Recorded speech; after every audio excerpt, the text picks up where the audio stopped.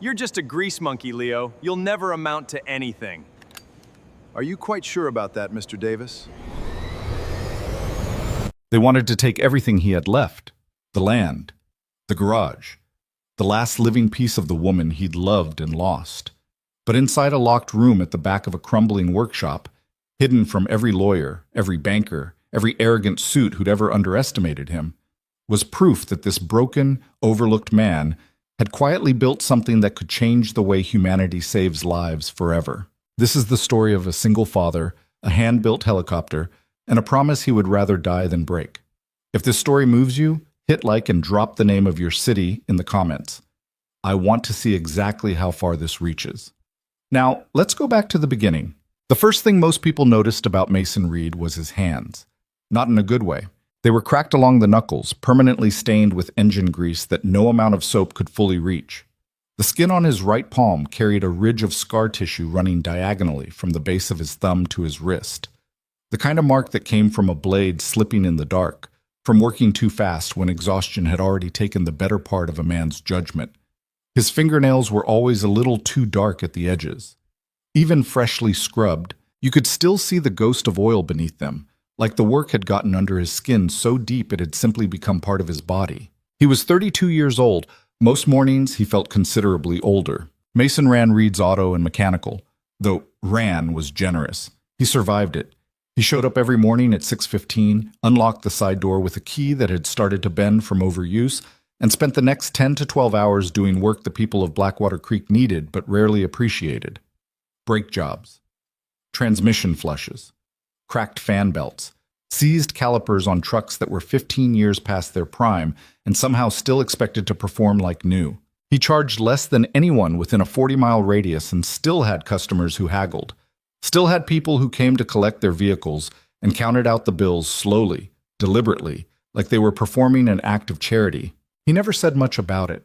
That was just the kind of man Mason Reed was. Blackwater Creek itself was the kind of town that appeared on maps, but barely registered in memory. A small, tired community sitting between two larger, more ambitious places that had long since stopped paying attention to it. The main street had a diner, a hardware store, a pharmacy with sun-faded window displays, and a gas station whose digital price sign had been stuck on the same numbers for 3 weeks because nobody had gotten around to fixing the remote. The population hovered somewhere around 4,000, though that number crept lower every year as the younger generation quietly packed their cars and left for places with better prospects and faster internet. Reed's Auto sat at the eastern edge of town, where the main road curved away from the few remaining businesses and gave way to patches of brown grass and gravel.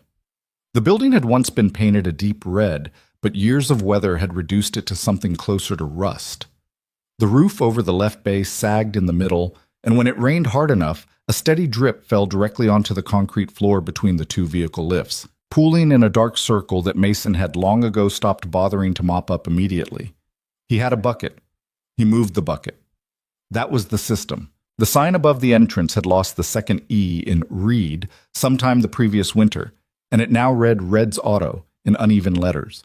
Mason kept telling himself he'd get around to fixing it.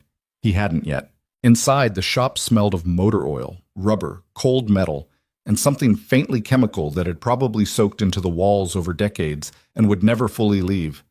2 hydraulic lifts occupied the main floor. A long steel work table ran along the back wall, covered with organized chaos, sorted bolts in old coffee tins, hand tools arranged with a precision that didn't match the general disorder of everything else. A battered laptop covered in a fine layer of dust that Mason used to pull diagnostic codes from newer vehicles. A radio sat on the corner of the table, always tuned to a classic country station that nobody but Mason ever listened to. The reception was poor this far from the nearest tower, and the music came through with a slight static hiss underneath it, like everything was being heard from a great distance. There was also a steel door at the far back of the shop, behind a wall of heavy metal shelving stacked with spare parts and old inventory. Nobody ever asked about it, and Mason never offered an explanation. His son's name was Caleb, 10 years old, with his father's dark eyes and his mother's stubborn way of holding his chin up when he was thinking hard about something. He had a gap between his 2 front teeth that his dentist kept saying would close on its own eventually, and hair that refused to lie flat on the left side no matter how much it was combed. He did his homework at the small desk in the shop's office most afternoons. A converted closet, barely large enough for the desk, a filing cabinet, and a folding chair, while his father worked in the bay 10 feet away. They had a routine, the two of them.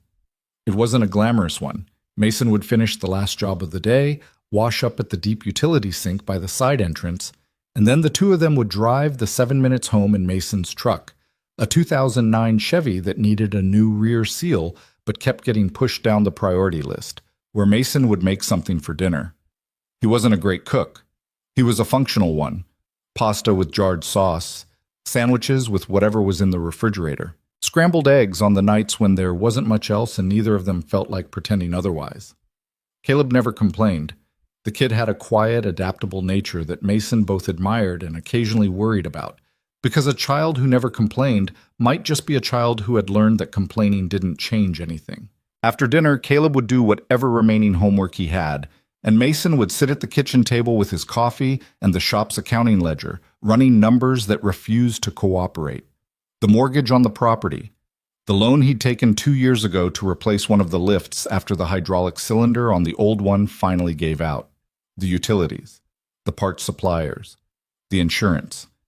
Every month was a negotiation between what he owed and what he had, and every month the margin got a little thinner. He never let Caleb see the ledger.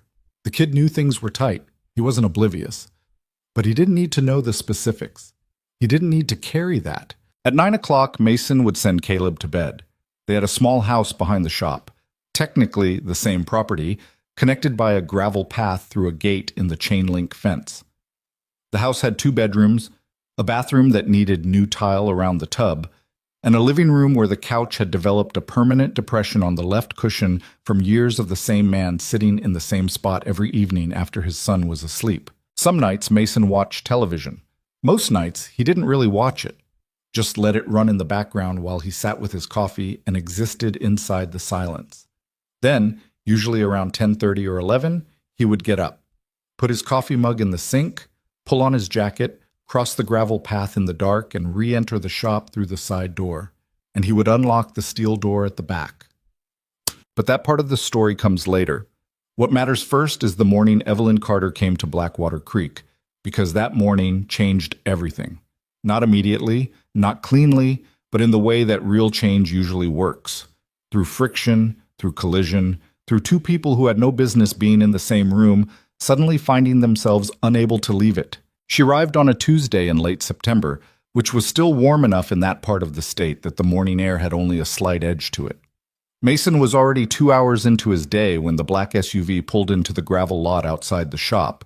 He didn't see it pull in. He was underneath a 2016 F250 with a flashlight between his teeth and both hands on a reluctant exhaust flange when he heard the shoes on the concrete. They were expensive shoes. He could tell without looking. The sound of the heel strike was too clean, too precise against the shop floor, like someone who had never once navigated a space where the ground might be uneven or wet or covered in things that could ruin clothing. Mr. Reed, he slid out from under the truck. The man standing over him was somewhere in his late 40s, wearing a charcoal suit that cost more than Mason's monthly mortgage payment. He had silver-streaked hair combed back with the kind of effort that was meant to look effortless, and he was holding a leather portfolio under one arm and looking around the shop with an expression that didn't bother disguising its contempt. "That's me," Mason said. He pulled the flashlight from between his teeth and sat up, but didn't stand yet. "You have an appointment?" "I don't need one." The man smiled in a way that wasn't friendly. "My name is Douglas Holt. I represent the Carter Development Group. I'd like a few minutes of your time." Mason looked at him for a moment.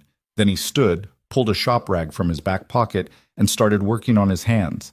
"Carter Development," he said. "Don't know them." "You will?" Holt glanced around the shop again. The sagging roof, the water-stained concrete, the shelves of aging parts. Something in his expression suggested he found the whole environment slightly amusing. "They're interested in your property, Mr. Reed. This lot and the adjacent parcel. We've done a survey. The location is viable for a regional commercial development. Retail anchors, possibly a hotel component, good highway access, the kind of project that brings jobs to a community like this." "A community like this," Mason repeated. Economically challenged, Holt said smoothly. No offense intended. Mason folded the shop rag and put it back in his pocket. What kind of number are you talking about? Holt opened his portfolio, removed a single sheet of paper, and held it out. Mason took it. He looked at the figure printed near the bottom. He was quiet for a moment. That's below market, Mason said. Holt's smile didn't change. The property has significant deferred maintenance. The structure itself has value only as a teardown. We factored that into the offer. Uh-huh. Mason handed the paper back. I'm not selling. A brief silence. Holt tilted his head slightly, the way a man does when he's heard something he considers mildly irrational. Mr. Reed, I don't think you've had the opportunity to fully consider— I've considered it. Mason turned back toward the truck. You can show yourself out. Holt didn't move. Ms. Carter would like to speak with you personally. She came to town specifically for this meeting. Then she wasted a trip. Mason crouched back down and reached for his flashlight. I've got work to do. He expected them to leave. They didn't. Around noon, when Mason came out of the bay to get water from the cooler near the office door, there was a second vehicle in the lot, a dark gray sedan, newer and quieter looking than the SUV. He noticed it, noted it, and went back inside. At 12:30, Caleb came through the side door from school. He dropped his backpack on the floor near the office, climbed onto the stool he kept beside Mason's work table, and said without preamble, "There's a lady outside. She's been standing by the fence for like 20 minutes. Mason looked up from the brake rotor he was machining. Yeah? She's wearing a really nice coat. Caleb considered this. She doesn't look like she belongs here. She doesn't, Mason agreed. Are you going to talk to her? Probably not. Caleb was quiet for a moment, turning a spare bolt over in his fingers the way he always did when he was thinking. She looks cold, he finally offered. Mason set down the rotor. He picked up his rag. He looked through the smudged window at the parking lot, where a woman in a dark charcoal coat was indeed standing near the chain-link fence, looking at the building. She wasn't on her phone. She wasn't pacing. She was just looking, like she was trying to figure something out. He watched her for a moment longer than he intended to. She was younger than he'd expected. Early 30s, maybe. Dark hair pulled back, a stillness about her that was different from Holt's practiced confidence. More internal, less performed. Even from across the parking lot through dirty glass, there was something in the way she held herself that suggested she was the kind of person who made decisions and then lived with them completely, without a lot of visible regret. He turned away. Heat up the leftover soup from last night, he told Caleb. There's bread in the cabinet. What about the lady? What about her? She came inside at 2 o'clock. Not Holt. Just her. Mason heard the side door, the one that was always unlocked during business hours, open and close. He didn't look up from the transmission he was working on. He heard footsteps cross the concrete floor, picking their path carefully around the tools and the air compressor hose coiled near the lift. The footsteps stopped about 4 feet away from him. Mr. Reed? Her voice was different from what he'd expected, quieter, less declarative. He looked up. Evelyn Carter was not what the word billionaire typically conjured. She was 30 years old, though something in her eyes suggested a person who had been moving fast for a very long time. The coat Caleb had mentioned was good quality but not showy. No visible jewelry. She was holding a paper coffee cup from the diner down the street, which surprised him. The diner's coffee was notoriously bad, and the fact that she'd walked down to get it rather than having someone fetch it was a small, oddly disarming detail. I know you spoke to Douglas this morning, she said. I told Douglas I wasn't interested. I know. She glanced around the shop, not with Holt's contempt, but with what seemed like genuine attention, taking it in the way you'd take in any space that tells you something about a person. Her eyes moved across the work table, the organized tool arrangement, the laptop, the radio. Then briefly, to the back of the shop, where the metal shelving unit stood against the far wall. She looked away before she'd looked long enough to be obvious about it, but Mason caught it. I'm not here to repitch the offer, she said. Douglas does that. I wanted to come talk to you directly. About what? About why you said no. Mason set down his wrench. He crossed his arms. Why does that matter to you? Because people in your financial position— She paused, reconsidered. Because when someone turns down money when they're in a difficult situation, there's usually a reason that matters to them. I like to understand what that reason is. It's my property, Mason said. That's the reason. Your father's before you? My grandfather built the structure. My father ran it. Now I run it. He picked up a different wrench. 3 generations don't just disappear because someone shows up with a check. Evelyn nodded slowly. She didn't argue it. She looked toward the back of the shop again, then back at him. What's behind the steel door? She asked. The question landed flatly in the air between them. Mason didn't answer immediately. He turned back to the transmission and found a bolt he didn't need to find quite yet. Storage, he said. She didn't call him a liar. She just watched him for a moment, and then she said, Okay. She set her coffee cup on the edge of the work table. Not on his blueprints, he noticed, but carefully to the side of them, and reached into her coat pocket. She put a business card on the table. If you change your mind, she said. She walked back to the side door, opened it. Cold air came in. Miss Carter, Mason said. She stopped. Your director said a project like this brings jobs to a community like this. He kept his back to her. What happens to the people who already have jobs here? The ones this building employs? A pause. That's a fair question. It's not a rhetorical one. Another pause, longer this time. I don't have a good answer for that, she said. Not yet. The door closed. Mason stood there for a moment, holding a wrench he didn't need. Then he put it down and went back to work. That night, the numbers in the ledger were worse than the week before. He sat at the kitchen table after Caleb was in bed, the accounting book open in front of him, and the overhead light making the columns of figures look harsher than they already were. The county had sent a notice 2 weeks earlier about unpaid property taxes, a figure that had accumulated quietly over 2 difficult years when the shop's revenue had dropped, and Mason had made the choice to keep paying the suppliers and the insurance and the power bill and let the tax account fall behind. He'd told himself he'd catch it up. He was still telling himself that. The bank loan had a balloon payment coming in February. He'd known about it since he signed the papers, and he'd also known, somewhere in the back of his mind, that February was going to arrive before he was ready for it. He closed the ledger. He poured the rest of his coffee down the sink because it had gone cold while he was sitting there staring at numbers. Then he put on his jacket, crossed the gravel path in the dark, and let himself back into the shop. The steel door had 3 locks. The first was a standard deadbolt, the kind you'd find on any exterior door. The second was a heavy-duty padlock on a reinforced hasp that Mason had installed himself, using steel he'd cut and welded to the door frame with a precision that would have surprised anyone who assumed he was only capable of fixing engines.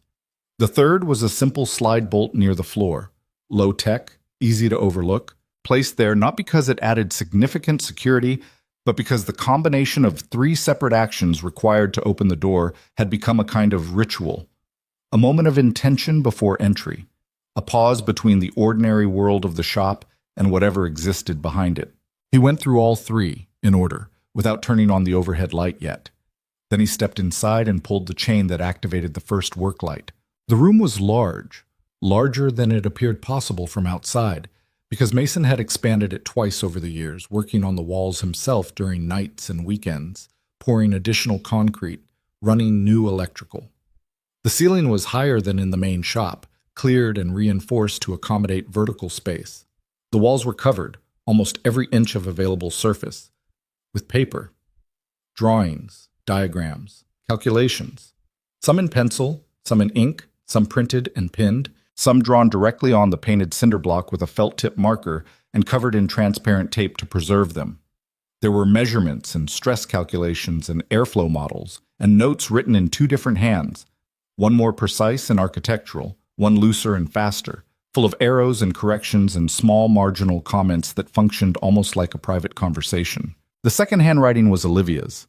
In the center of the room, occupying most of the available floor space, was the aircraft. Calling it nearly complete did not fully capture what it was. The helicopter sat on a custom-built undercarriage of Mason's own design, its main rotor system fully assembled and aligned, the tail boom attached and faired, the landing gear extended and locked. The fuselage was painted in a deep rescue orange that Mason had chosen years ago from a swatch card he still kept folded in the top drawer of his desk in the house. The rotor blades were covered in protective cloth, tied down with careful bungee cords, waiting. The engine access panel on the starboard side was open, and inside, a turboshaft engine that Mason had sourced, rebuilt, and precisely calibrated over the course of 3 years gleamed under the work lights with the kind of readiness that only careful, obsessive maintenance can produce. The medical cabin access door was closed. Mason ran his hand along the fuselage as he walked the perimeter. This was something he always did, a slow circuit, touching the aircraft the way some people touch the frame of a photograph. Not checking for damage, just acknowledging it, acknowledging her. He stopped at the forward section, where a small piece of paper was taped inside a clear sleeve beneath the co-pilot window. It had been there for years. The handwriting on it was Olivia's, written in blue ballpoint pen, the same pen she'd always kept in her flight nurse uniform pocket. "This machine brings people home." 4 words. She'd written them one night when they were working late, when the concept drawings were new and the whole project still felt more like a shared dream than an actual plan. She'd set down her coffee, picked up the pen, written the words on a spare scrap of paper, and handed it to him without explanation. He'd taped it there the next morning. He stood looking at it for a long moment. Then he sat down on the rolling stool he kept near the engine section, dropped his elbows on his knees, and looked at the aircraft that had taken 7 years of nights and weekends and careful, grinding, solitary work to bring to this point. 7 years since Olivia died. 7 years since he had walked away from a career that had already produced 3 significant aerospace patents and contributed to rescue systems operating across multiple states. 7 years since he'd stood in a hospital corridor in a different city and been told by a doctor with tired eyes that his wife had died from a catastrophic aortic dissection, sudden, fast, irreversible, while he was at a conference 40 minutes away. Caleb had been 3 years old. Mason had packed up their apartment, settled what needed settling, and brought his son back to Blackwater Creek, where he'd grown up and where his grandfather's garage still stood. He told people he needed to slow down. He told them grief required quiet. Both of these things were true. He'd also told them, gradually, nothing at all, because at a certain point the explanations ran out, and what remained was simply the fact of a man living a life that looked, from the outside, like retreat. From the inside, it was the opposite. He looked at the aircraft. He thought about Evelyn Carter standing in his shop, studying the space with those careful, assessing eyes. Thought about the card she'd left on his work table. Thought about the way she'd asked, without accusation, without the practiced charm of a negotiator, "What's behind the steel door?" He thought about the tax notice on his desk. He thought about February and the balloon payment. He reached forward and adjusted a small clip on the engine access panel that wasn't misaligned, just needed touching. Then he sat back and stayed there in the orange-washed light for another hour, thinking through a problem that had no clean answer, while the rest of Blackwater Creek slept around him and had no idea what was sitting in this room, waiting. What? 3 days after Evelyn Carter's visit, 2 things happened in the same morning. The first was a certified letter from First County Bank, flagged urgent in red ink, informing Mason that an accelerated review of his commercial property loan had been initiated in connection with, and here the letter's language became careful and corporate, certain newly identified information regarding the property's outstanding municipal tax obligations. The second was Caleb, coming into the shop at 3:30 after school, dropping his backpack, climbing onto his stool, and asking, "Dad, is the garage in trouble?" Mason was in the middle of bleeding brake lines on a customer's Tahoe. He didn't answer immediately, which was its own kind of answer. "I heard Mrs. Patterson at the diner telling Mr. Cole that some development company was trying to buy us out," Caleb continued. He was turning a bolt in his fingers, the same habit. "She said you were being stubborn." "Mrs. Patterson talks a lot," Mason said. "She's not wrong, though. About the stubborn part." Mason looked over his shoulder at his son. Caleb was watching him with those dark, level eyes. His mother's steadiness in the kid's face, always, right when Mason least expected it. "We're having some financial pressure," Mason said carefully. "It's being handled." "Are they going to take the garage?" "No." "Are you sure?" Mason wiped his hands on the shop rag and turned to face his son properly. "I'm working on it," he said, which was honest even if it wasn't exactly reassuring. Caleb nodded slowly. Then he reached into his backpack, pulled out a math worksheet, and started on it without another word. That was the thing about Caleb. He didn't push. He received the information, processed it quietly, and moved on. Sometimes Mason found this deeply comforting. Other times, like now, it made his chest ache in a way he couldn't fully explain, because a 10-year-old shouldn't have to be that composed about the possibility of losing his home. That night, Mason called the bank. He was on hold for 22 minutes before reaching someone in the commercial loan department, a man named Garrett, with the flat, neutral tone of someone who handled difficult conversations professionally and without personal investment. Garrett explained with careful precision that the bank's review had been prompted by the county's updated tax lien filing, which had crossed a threshold that triggered mandatory reassessment under the terms of Mason's original loan agreement. "What does that mean in practical terms?" Mason asked. "It means the bank is evaluating whether the current loan structure remains viable given the property's encumbrances," Garrett said. "We'll be sending a formal notice with the timeline for a response." "What kind of timeline?" A pause. 60 days. After he hung up, Mason sat in the dark kitchen for a long time. He wasn't panicking. He'd passed through the phase of his life where panic was a useful response to anything, and what had replaced it was a kind of cold, methodical attention, the ability to look at a bad situation and identify the specific points of pressure without collapsing under the weight of the whole thing. It was the same quality that made him a good engineer, the same quality, perhaps, that had kept him moving forward through the 7 years since Olivia. The problem had two variables, the tax lien and the loan review. Each one was individually manageable, potentially. Together, and within 60 days, they constituted something closer to a cliff edge. He could sell equipment. Some of the specialty tools in the shop had value. He could increase the shop's hours, take on more work, push his own physical limits further than they already were. Or he could sell the property. He sat with that option the way he sat with anything he found deeply unacceptable, acknowledging its existence without accepting it, looking at it clearly so he couldn't pretend it wasn't there. The property wasn't just the garage and the lot. The property was the steel door. The steel door was the aircraft. The aircraft was the years. The years were Olivia. He wasn't selling. He got up, rinsed his coffee mug, and went back across the gravel path to the shop. He was deep in the back room, running a calibration check on the engine's fuel control unit, a process that required sustained concentration and produced a low, purposeful hum through the aircraft's systems, when he heard the side door of the main shop open. He stopped, checked the time on his watch. 11:47. Well past business hours. He hadn't left the side door unlocked. He had, however, not double-checked the latch when he'd come back in that evening. He moved quietly to the steel door and listened. Footsteps in the main shop. More than one person. They were moving slowly, which meant they weren't sure of the layout, not someone who'd been in here before. He heard the click of a flashlight. "Back here," a male voice said. Low. Not Holt. Someone else. "The record said there's an addition at the rear," a second voice. Also male. More clipped. Professional. Mason pulled out his phone and dialed without turning on any light. The Blackwater Creek Police Department had a night desk.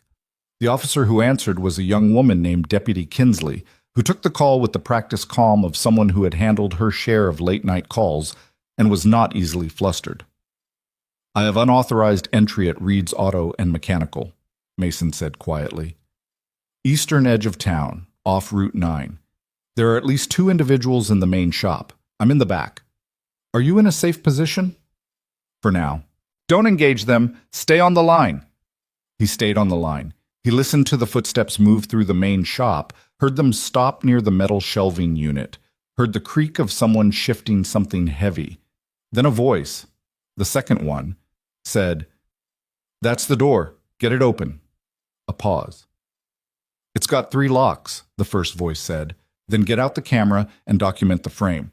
We don't need inside tonight. We just need confirmation it's structural." Mason listened to them move around for another 4 minutes. Then he heard the side door open and close again, and the parking lot went quiet. Deputy Kinsley and a second unit arrived 11 minutes later.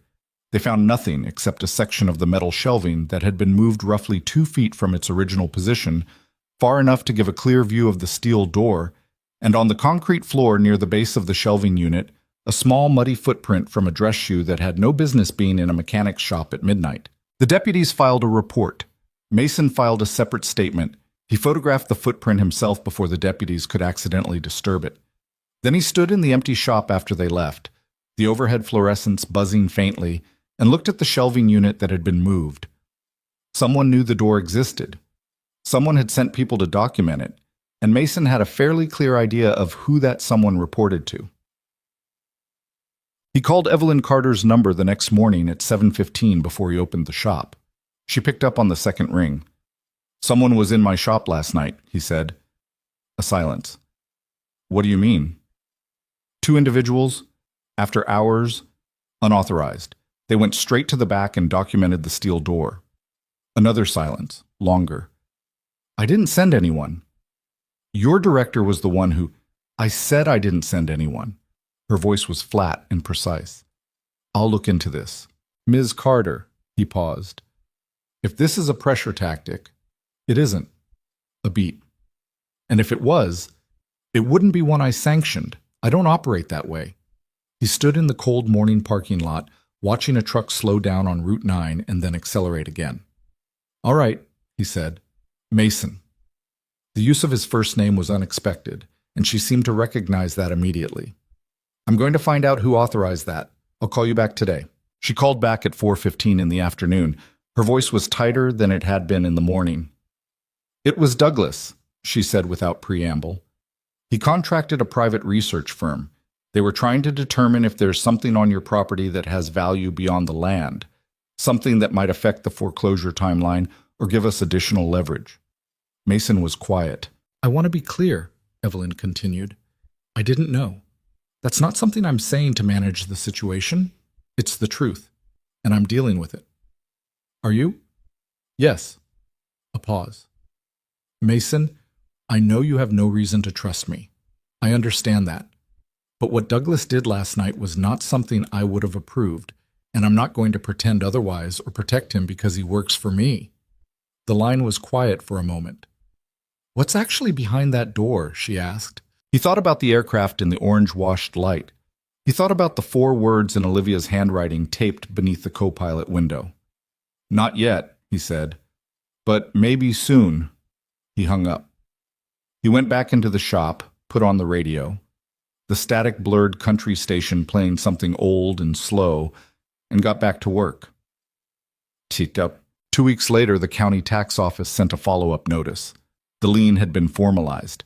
The 60-day clock from the bank was now running. Someone, a name Mason didn't recognize, a law firm in the city, had filed a request to expedite the property review process, which, if approved, would compress the timeline significantly. Mason read the notice twice, set it on the work table, picked up a wrench, put it down again. He walked to the back of the shop and stood in front of the steel door. He stood there for a long time, not unlocking it, just looking at it. Then he heard the side door open, and Caleb came in from school and dropped his backpack and climbed onto his stool and didn't say anything for a while. Eventually, without looking up from his homework, Caleb said, "Are you thinking about Mom?" "Yeah," Mason said. "A little." Caleb nodded. He worked through a long division problem. Outside, a car drove past on Route 9, and the afternoon light came through the smudged windows at a low, flat angle that made the dust motes in the shop air visible and slow. "She wouldn't want you to give up," Caleb said. He said it simply, without drama, the way a 10-year-old delivers a truth he's been carrying around for a while and has finally decided to set down. He didn't look up. He kept his pencil moving across the paper. Mason looked at his son. Then he looked at the steel door. Then he went to his phone and called Evelyn Carter. "I need to show you something," he said when she answered. "Can you be here tomorrow morning?" A pause. "Yes." "Come alone, not Holt, not anyone else." "Okay. 8 o'clock. I'll be there." He hung up. He stood for another moment in the quiet shop, with his son's pencil scratching softly across math paper and the radio playing something distant and slow. Then he unlocked the steel door and went inside to prepare. He didn't sleep that night, not in the way that phrase usually gets used, not tossing and restless, not staring at the ceiling with a mind running in circles. He simply didn't go to bed. After Caleb was down, Mason went back into the shop and spent the hours between 10 and 2 in the morning doing what he always did when something large and unresolvable was pressing against him. He worked. Not on the aircraft. He was too unsettled for the precision that required, but on the smaller, mechanical tasks that the main shop always had waiting. He replaced a worn serpentine belt on a customer's pickup that he'd been putting off. He reorganized a section of the parts shelving that had gotten cluttered over the past month. He swept the main floor, which he usually did in the morning, and stood in the empty bay afterward with the broom in his hand and the fluorescents humming overhead and thought about what he was about to do. Showing someone the back room was not a small thing. In 7 years, nobody had seen inside that door except Mason. Not his neighbors. Not the few people in town he considered something approaching friends. Not Caleb, and keeping it from Caleb had required a specific, ongoing effort, because the boy was naturally curious and naturally perceptive, and there had been moments over the years when Mason had caught him looking at the steel door with a question forming on his face that he hadn't yet put into words. Mason had always found a way to redirect before the question landed. He told himself he was protecting the boy, protecting the project, protecting the version of his mother that lived inside that room from becoming something ordinary, something a child bumped up against on a Tuesday afternoon and accepted as just another feature of the shop. He wasn't entirely sure that reasoning was honest. It was also possible he'd kept the room private because it was the only place left where Olivia still felt fully present, and sharing it with anyone, even his own son, felt like it would disturb something he wasn't ready to disturb. But he'd made the call to Evelyn Carter. He'd set the time. And somewhere in the part of himself that ran underneath sentiment and grief and everything he'd spent 7 years protecting, he understood that the decision hadn't been impulsive. The math of his situation had finally reached the point where the only variables left were the ones he'd been most afraid to touch. He finished sweeping. He put the broom away. He stood in front of the steel door one more time and didn't open it. Tomorrow, he told himself. He'd open it tomorrow. He went back to the house and sat in the kitchen until 4 in the morning, drinking coffee he didn't need and watching the light in the window shift from black to the deep blue that comes just before dawn, starts pulling at the edges of the sky. At 6, he made breakfast. Eggs, toast. He woke Caleb at 6:30, the usual time, and didn't tell him that anything significant was about to happen. At 7:55, a single vehicle pulled into the gravel lot. Not an SUV, not a company car. It was a plain dark blue sedan, the kind of car that could belong to anyone, and Evelyn Carter got out of it alone. She was dressed differently than she'd been on her previous visits. The charcoal coat had been replaced by something less formal, a dark canvas jacket, worn jeans, ankle boots that were practical rather than decorative. Her hair was down. She looked, in some difficult-to-name way, less like a billionaire and more like a person who had decided, consciously, to come to this meeting without armor. Mason was standing in the open bay door when she crossed the parking lot. He watched her approach and didn't say anything in greeting. She didn't either.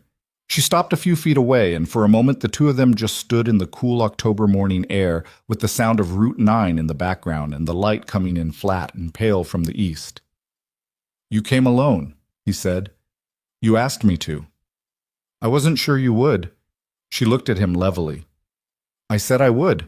He stepped back from the bay door and she walked in, and he closed the large door behind them, cutting off the sound of the road and the cold. The shop settled into its familiar interior quiet. The faint drip from the ceiling bucket, the low hum of the fluorescents, the smell of oil and metal and old rubber that had become, over years, simply the smell of the place. He didn't take her on a tour of the main shop. There was nothing to explain here that wasn't already visible. He walked directly to the back, past the metal shelving unit that had been moved by whoever Holt had sent, which Mason had returned precisely to its original position and then bolted to the wall with heavy-duty anchors the morning after the break-in. He stopped at the steel door. Evelyn stopped behind him. He could feel her attention sharpening, not with excitement, but with the particular quality of concentration that people develop when they sense they are about to see something that will require them to recalibrate. He went through the 3 locks. The deadbolt first, the padlock, the lower slide bolt, which required him to crouch briefly. He heard Evelyn notice the 3rd lock, a small, quiet intake of breath that wasn't quite surprise but acknowledged what 3 locks on an interior door implied about the value of what was inside. He pushed the door open and reached in to pull the chain for the first work light. The light came up slowly, the way it always did. The bulb needed a moment to reach full brightness, and in that moment, the room revealed itself in pieces. The nearest section of wall first, covered in paper, drawings, calculations. Then the overhead framework Mason had installed to reinforce the expanded ceiling.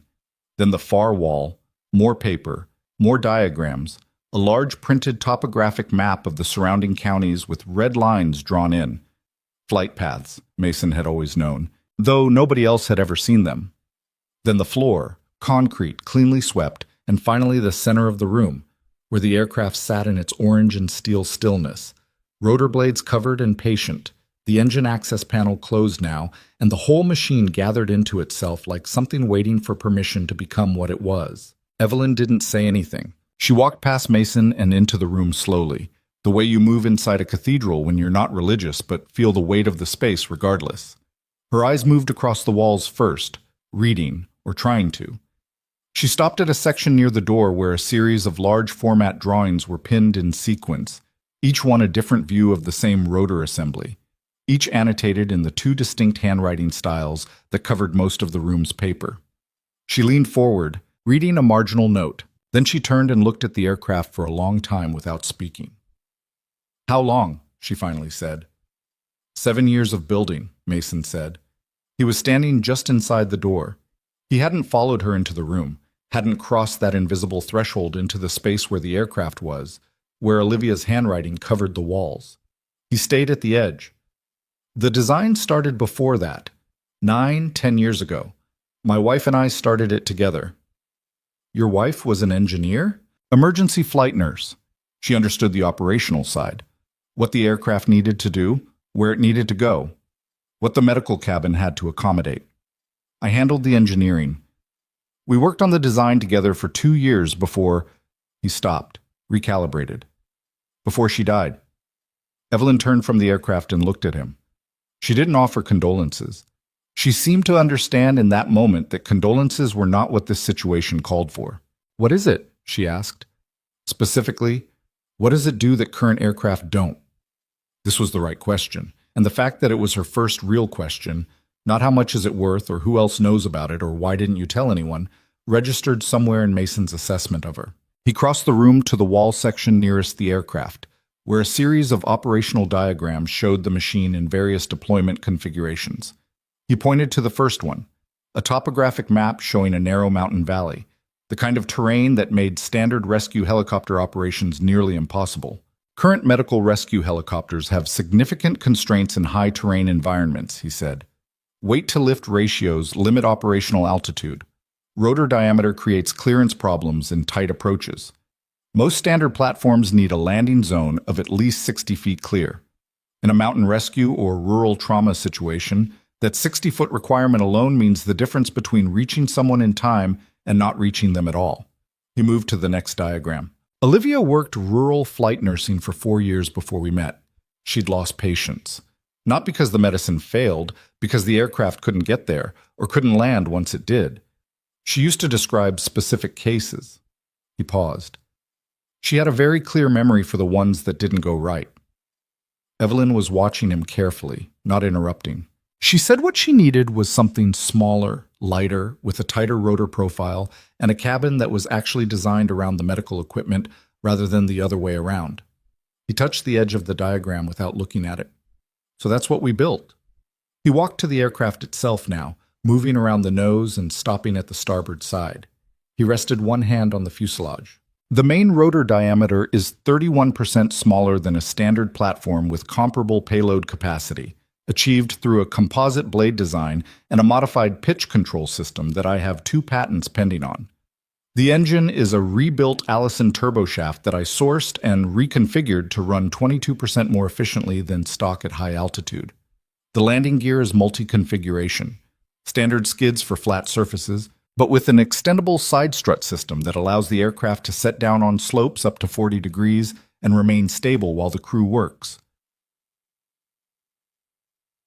He opened the medical cabin door. Evelyn stepped forward and looked inside. The medical cabin was compact, necessarily so, but within its dimensions, every inch had been thought through. The stretcher mounting system ran on a low-friction rail that allowed a single person to load a patient without repositioning their own body weight awkwardly. The equipment bays on either wall were sized and labeled for specific items: airway kit, IV supplies, cardiac monitor, designed after years of Olivia's notes about what nurses actually needed versus what aircraft designers typically provided them. The interior walls were padded in a way that reduced vibration transfer to the patient. The overhead lighting was warm rather than harsh. A small fold-down seat on the far side allowed a medical crew member to work while seated and strapped during flight. "She designed this part," Mason said quietly. "Most of the blueprints you see on the wall are mine or ours together. But this cabin, the interior, that's almost entirely her drawings." Evelyn was looking at the fold-down seat, the equipment bays, the stretcher rail. She reached out and touched the edge of the stretcher mounting bracket, gently, like she was handling something that might break, though the steel was solid and didn't flex at all. "Does it fly?" she asked. "It's not certified. That's the last stage. The airframe is complete. The engine is tested and calibrated. The flight systems are fully installed and have been ground tested extensively." He paused. "I've run it under power in this room. Rotor engagement, system checks, full instrument validation. It responds correctly on every parameter I can test without airspace." "Why haven't you sought certification?" He was quiet for a moment. "Money. The FAA certification process for a new type design is expensive and time-consuming. I've been working the shop to fund the build itself. Certification was always the next phase." He looked at the aircraft. "I wasn't quite ready for it to be the next phase." Evelyn stepped back out of the cabin and stood beside the aircraft, looking at the wall of blueprints. She was quiet for a long time. Mason let her be quiet. He'd spent enough years in this room with silence to know it wasn't always absence. Sometimes it was the sound of a person thinking at the edge of something they hadn't expected. "Mason," she said finally, and the use of his first name again was deliberate this time, consciously chosen. "Who else knows what's in this room?" "Nobody. Nobody in the aviation world? Nobody from your previous career?" "I left that world when Olivia died, cleanly. And these patents pending, they're filed under your name?" "Under mine and Olivia's jointly, filed 18 months ago." He looked at her. "What are you thinking?" "I'm thinking about Douglas," she said. "And I'm thinking about why he sent people here specifically to document this door." She turned to face him. "He doesn't know what's in here, but he suspected something. And if he suspected something, he's already talked to someone about it." The statement sat between them, and both of them understood what it meant.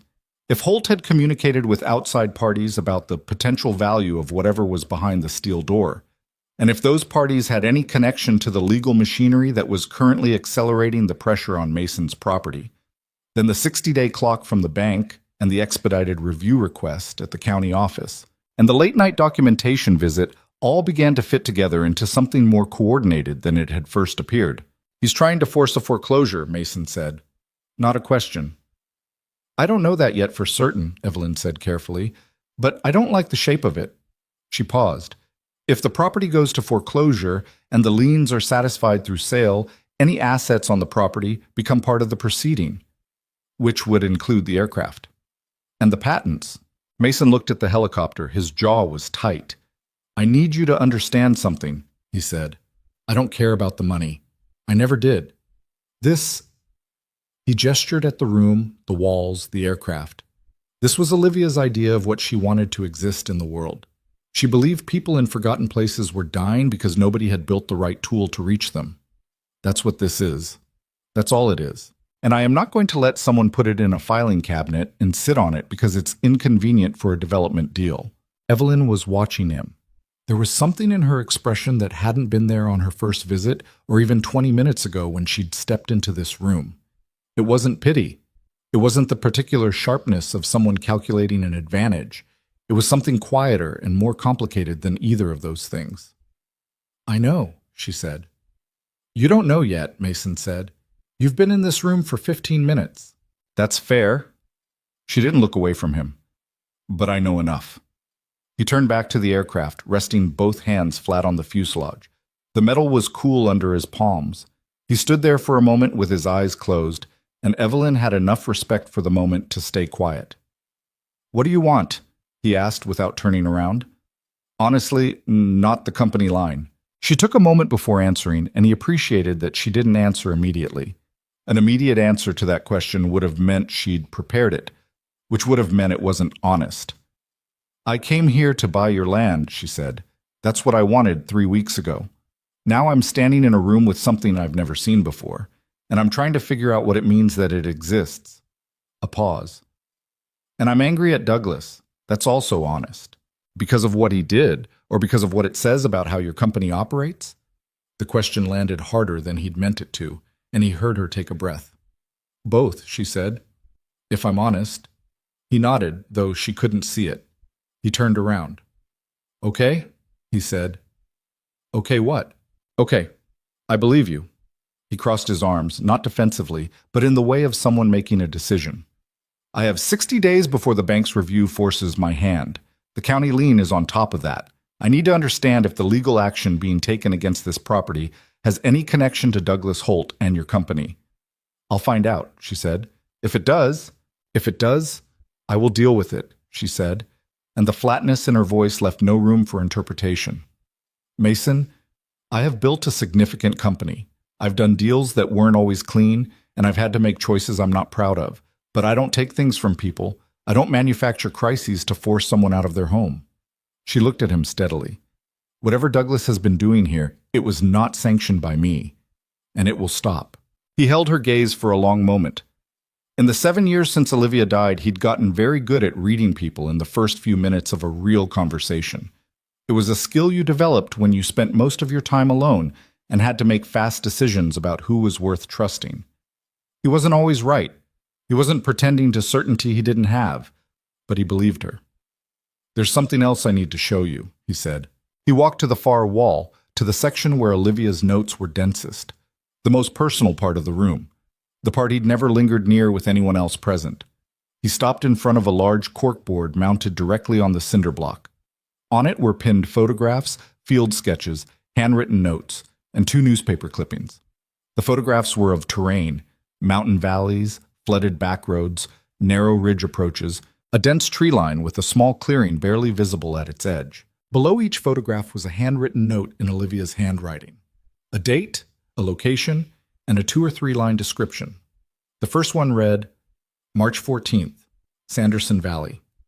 Patient, 34M, multi-trauma. Ground response 47 minutes. Air response unable to reach. Patient did not survive transport. Evelyn read it. Then the next. Then the one after. She read them all in silence.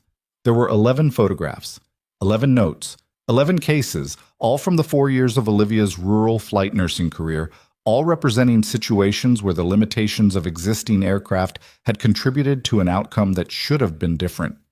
When she finished reading, she stood with her back to Mason for a moment before turning around. "She kept records," Evelyn said. "She kept everything," Mason said. "That was Olivia.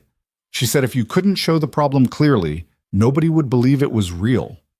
Evelyn looked at the corkboard, then at the aircraft, then back at Mason.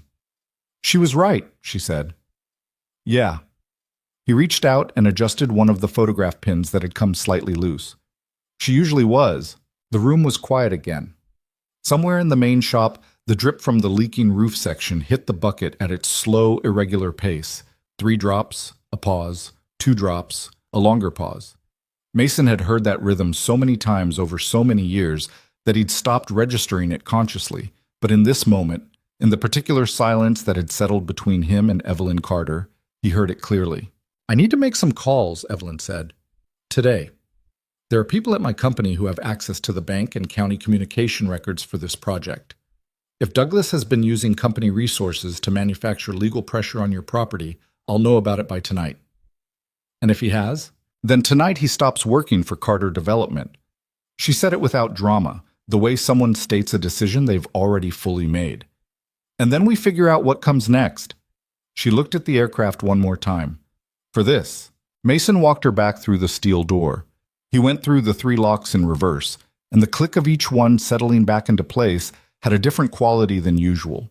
Not the closing of something private, but something more like the acknowledgement that the privacy had served its purpose, and the next phase was beginning, whether he felt ready for it or not. At the bay door, Evelyn stopped and turned. "The name," she said. "On the blueprints. Mercy Air Rescue. Was that hers?" "It was both of ours," Mason said. "But she named it. It's a good name." "She had good instincts." Evelyn nodded. She pulled her jacket collar up against the October cold and crossed the parking lot to the plain dark sedan. Mason stood in the bay doorway and watched her go without quite knowing what he was feeling. It was too many things at once, and his emotional vocabulary had always been more suited to the precise and the singular than to the complex and simultaneous. He felt exposed, which was logical. He felt something he might have called relief, though it came with a trailing weight that relief usually didn't carry. He felt like Olivia would have had an opinion about all of this, and he wished, not for the first time and not for the last, that he could have heard it. The sedan pulled out of the gravel lot and onto Route 9 and was gone within 30 seconds. Mason turned back into the shop. Caleb was at the work table in the office doorway, sitting on his stool with a bowl of cereal he'd made himself and had apparently been eating for the last several minutes, watching with the particular attention of a child who understands more than the adults in his vicinity have estimated. "That was the lady from before," he said. "Yeah." "Did you show her the back room?" Mason looked at his son. "Yeah," he said again. Caleb turned this over, eating another spoonful of cereal. "Is she going to help?" "I don't know yet." "But maybe." "Maybe," Mason said. Caleb nodded, apparently satisfied with that proportion of certainty. He climbed off the stool and carried his cereal bowl back toward the office. At the doorway, he stopped and turned around. "Dad?" "Yeah." "Did you show her the note? Mom's note? The one under the window?" Mason was quiet for a moment. "No," he said. "Not yet." Caleb looked at him for a second, then nodded, like this was the right answer for now, but not necessarily forever. "Okay," he said, and went back to his homework. Mason stood in the middle of the shop floor for a moment. Then he walked to the parts shelf, picked up a tensioner pulley he'd been meaning to install on a waiting repair job, and got back to work. The bucket dripped. The radio played. The pale October light moved slowly across the smudged window glass, and the morning opened around him the way mornings do. Not gently, exactly, but with the particular persistence of something that intends to continue regardless of whether you've resolved anything yet. He hadn't resolved anything. But for the first time in a long while, he didn't feel like he was resolving it alone. That was something. It wasn't everything, but it was enough to keep his hands moving, and for now, that was enough. Evelyn called at 8:17 that evening while Mason was sitting at the kitchen table with the ledger he hadn't opened. He'd made dinner, pasta, because it was a pasta night, because most nights were pasta nights because there was a limit to what a man could do simultaneously, and Caleb was in his room finishing a book report. "It was Douglas," she said. "All of it." Mason set down his fork. "He contracted a private firm to research your tax and loan status 6 days before I authorized any formal interest in the Blackwater Creek property. He opened back-channel communication with someone at First County Bank, who has a prior professional relationship with one of our subsidiary companies. And the law firm that filed the expedited review request at the county office is a firm we have used before, but not for this project, and not with my knowledge." "He was running a parallel operation," Mason said. "Yes." Her voice was controlled, but underneath the control was something tight and genuinely angry. "He planned to use the foreclosure process to get access to whatever you were protecting. He'd identified from public records that your patents were pending under a residential address in Blackwater Creek, and he had someone at the patent office, I don't know the details yet, flag them for his personal monitoring." Mason absorbed this. He doesn't know what the patents are for. Not specifically, but he knew they existed, and he knew they were aviation-related, and he knew you'd locked the back of your shop with 3 different locks. A pause. Douglas is not a stupid man. He connected enough to believe whatever was back there was worth more than the land. What happens now? Douglas is no longer employed by Carter Development as of this afternoon. We are communicating that to the bank contact and to the law firm. The expedited review request will be withdrawn by end of business tomorrow. And I am personally contacting the county assessor's office tomorrow morning to ensure that the standard timeline for the tax lien is respected, and that no external pressure has been applied there as well. Mason was quiet. He looked at the pasta going cold on his plate. He thought about the certified letter from the bank, the midnight footsteps in the shop, the moved shelving unit. "Why are you doing this?" he asked. Not with suspicion, with the genuine curiosity of someone who has learned to ask the question directly because life is too short for long assumptions. She was quiet for a moment. "Because it's the right thing to do. And because what I saw in that room this morning..." She stopped, started again. "I've been in this business for 8 years. I've looked at a lot of properties. I've seen a lot of things people have built. I've never seen anything like what you have in that room, and I've certainly never seen anything built for the reason you built it." Another pause. "And I'm not going to let Douglas's greed be the thing that decides what happens to it." He sat with that for a second. "The 60-day clock from the bank," he said. "Even with the Holt situation resolved, the underlying financial position doesn't change. I still have the tax lien. I still have the balloon payment in February. I know. I'm not in a position to solve that through normal means. Not in 60 days. I know that too." A pause. "I'd like to sit down with you and talk through what options exist. Not the land deal. Something different." Her voice shifted slightly. Less the careful, measured tone of a business conversation and something marginally less guarded. "I don't know exactly what I'm proposing yet, but I know I want to be proposing something." Mason thought about the aircraft sitting in the orange-washed back room. He thought about Olivia's 11 photographs on the corkboard, each one a specific failure of the existing system. He thought about the note under the co-pilot window. He thought about Caleb saying she wouldn't want you to give up. "Come back Friday," he said. "Bring whoever you need to bring who actually knows aviation, not a lawyer, not a developer, someone who understands what they're looking at." "I know someone," she said.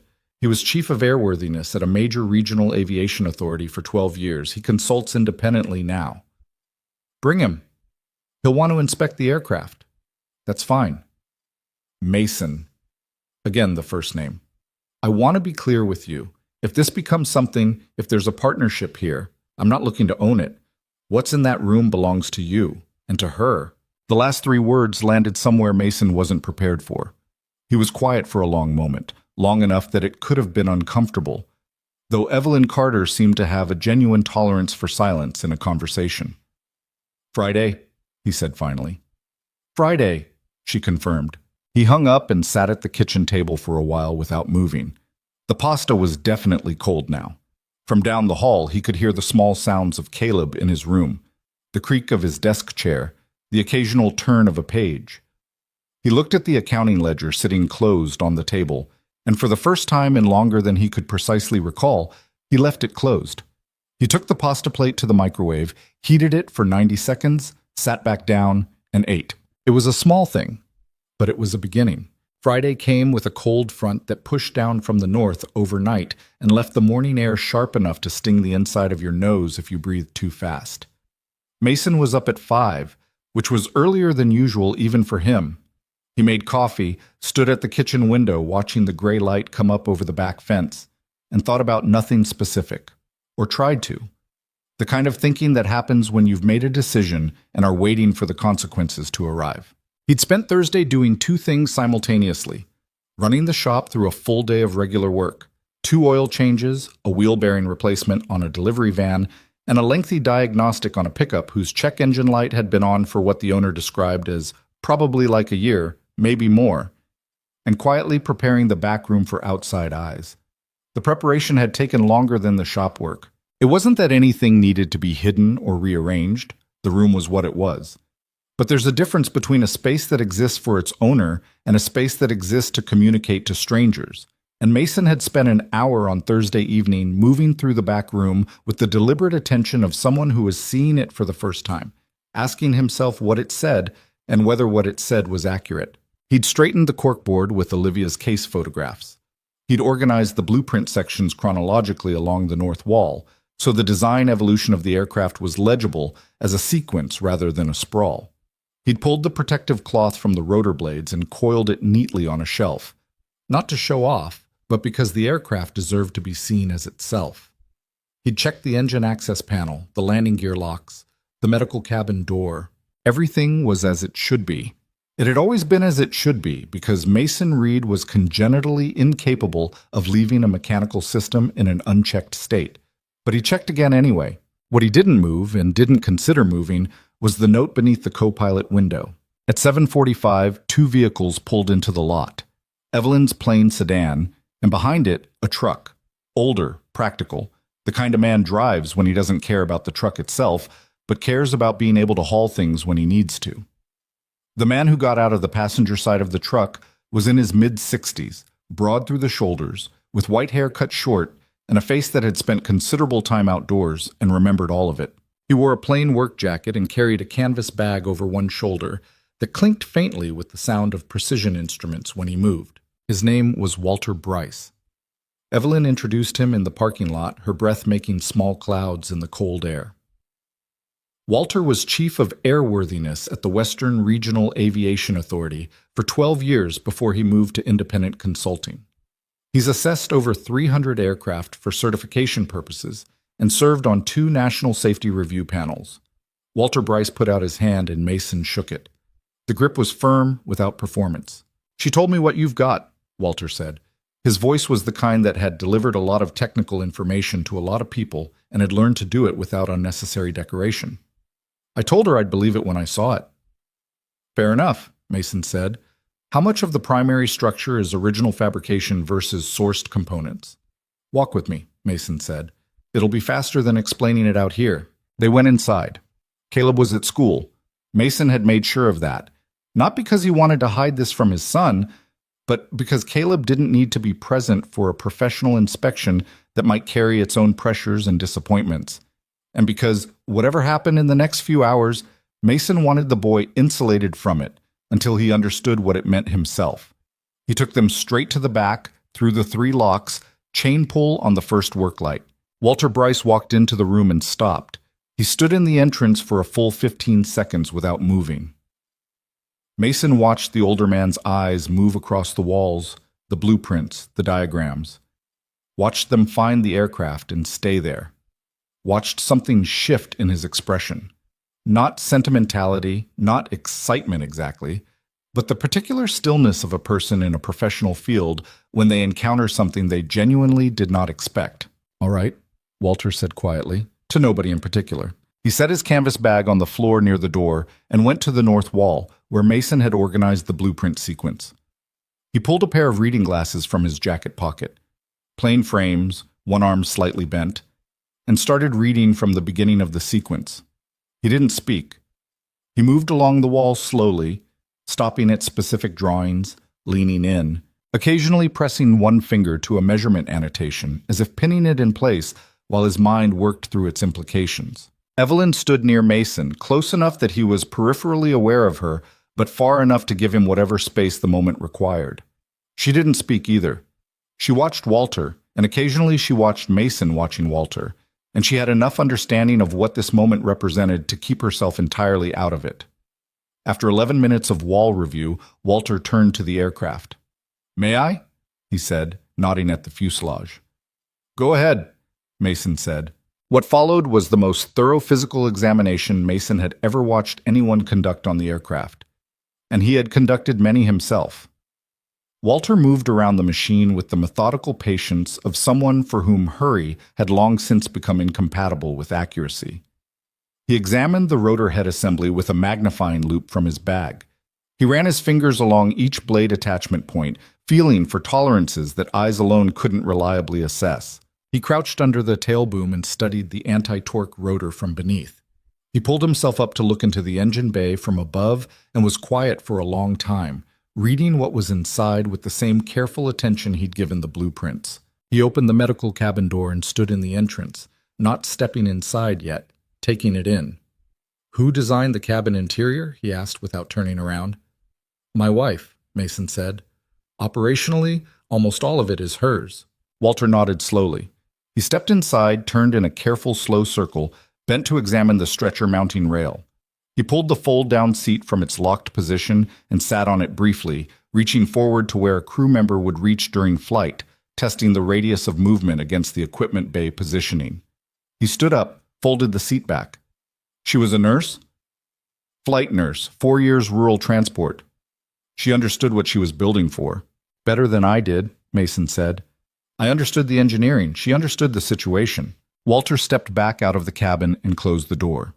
He went back to his bag and removed a small digital measurement device, which he used to verify several critical dimensions against numbers he was apparently carrying in his head rather than checking against the drawings. Each measurement produced a small beep from the device, and each time, Walter looked at the readout for a moment before moving to the next point. When he was finished, he put the device back in his bag, removed his reading glasses, folded them, and turned to face Mason. How much of the engine rebuild did you do yourself? He asked. All of it, Mason said. The fuel control unit modification. Mine. The pitch control linkage on the main rotor. The documentation shows a non-standard geometry. That's the core of the efficiency gain. Standard geometry on a rotor, this diameter produces certain inherent drag characteristics at the blade root. The modified geometry addresses that at the cost of slightly increased complexity in the control inputs, which the stabilization system compensates for. Mason paused. It's covered in the patent filings. I want to see the patent documentation. I have copies in the office. Walter looked at the aircraft for another long moment. Then he looked at Mason, and in the look was the particular, considered weight of a man who has spent decades developing an expert eye and is about to tell someone what that eye has found. I've been in aviation certification for 31 years, Walter said. I've seen a lot of things that people built in garages and backyards and converted warehouses and claimed were revolutionary. Most of them weren't. Some of them were competent. A few were genuinely interesting. He paused. I have never seen anything like this come out of a private build. Mason said nothing. The fabrication quality on the primary structure is equivalent to, in some areas better than, what I see from certified manufacturers. The design logic is internally consistent and shows a level of systems integration that most engineering teams with full resources and staff don't achieve. He paused again. The rotor modification alone, if it performs to the specifications implied by the geometry, is worth a separate certification effort. It will perform, Mason said quietly. Walter looked at him. I believe you, he said. The room held the statement for a moment. Evelyn, who had been standing against the far wall through the entire inspection, let out a breath that was almost inaudible but wasn't quite. What would certification require? She asked Walter. He turned to her, shifting into the practical mode of someone identifying a path through known terrain. The airframe itself, based on what I've seen, is in excellent condition and shows the right construction methodology. We'd need a formal structural documentation review. The blueprints would need to be converted to an approved format with independent engineering sign-off on the stress calculations. That's months of work, but it's achievable. He looked back at the aircraft. The engine installation and modification, that's a separate certification track. Significant, but not insurmountable, given the documentation Mason appears to have. He turned back to Mason. The flight testing phase is the longest part. You'd need airspace, a certified test pilot, and a structured test program that covers the full flight envelope. For a new type design with non-standard rotor geometry, you're looking at an extended program, 18 months minimum, possibly 24. And the funding for all of that? Evelyn asked. Walter named a figure. It was not a small figure. Mason heard it, and his face didn't change, which was its own kind of answer about how well he'd thought through this problem over the years. He wasn't surprised. He had known, at some level, what the number would be in the range of, and he had known for a long time that arriving at that number from a failing garage in Blackwater Creek was an obstacle that the project itself couldn't solve. That's why she's here, Mason said, nodding toward Evelyn. Walter looked between them. He had the experienced discretion to not ask questions about an arrangement that wasn't his to arrange. I want to be transparent with both of you, Evelyn said. She had moved away from the wall and was standing in the open floor space between the corkboard and the aircraft. I'm not here to write a check and take ownership of something that isn't mine.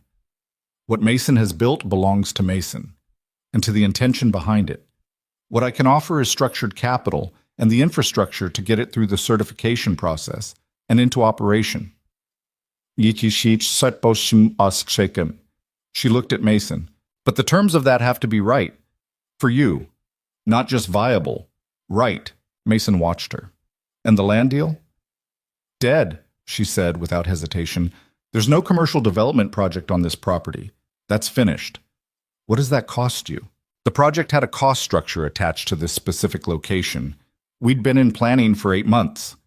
She paused, and something in the pause suggested this wasn't nothing, that she was acknowledging a real loss rather than performing casual generosity. It costs me something, but I'm not going to build a parking structure on top of this.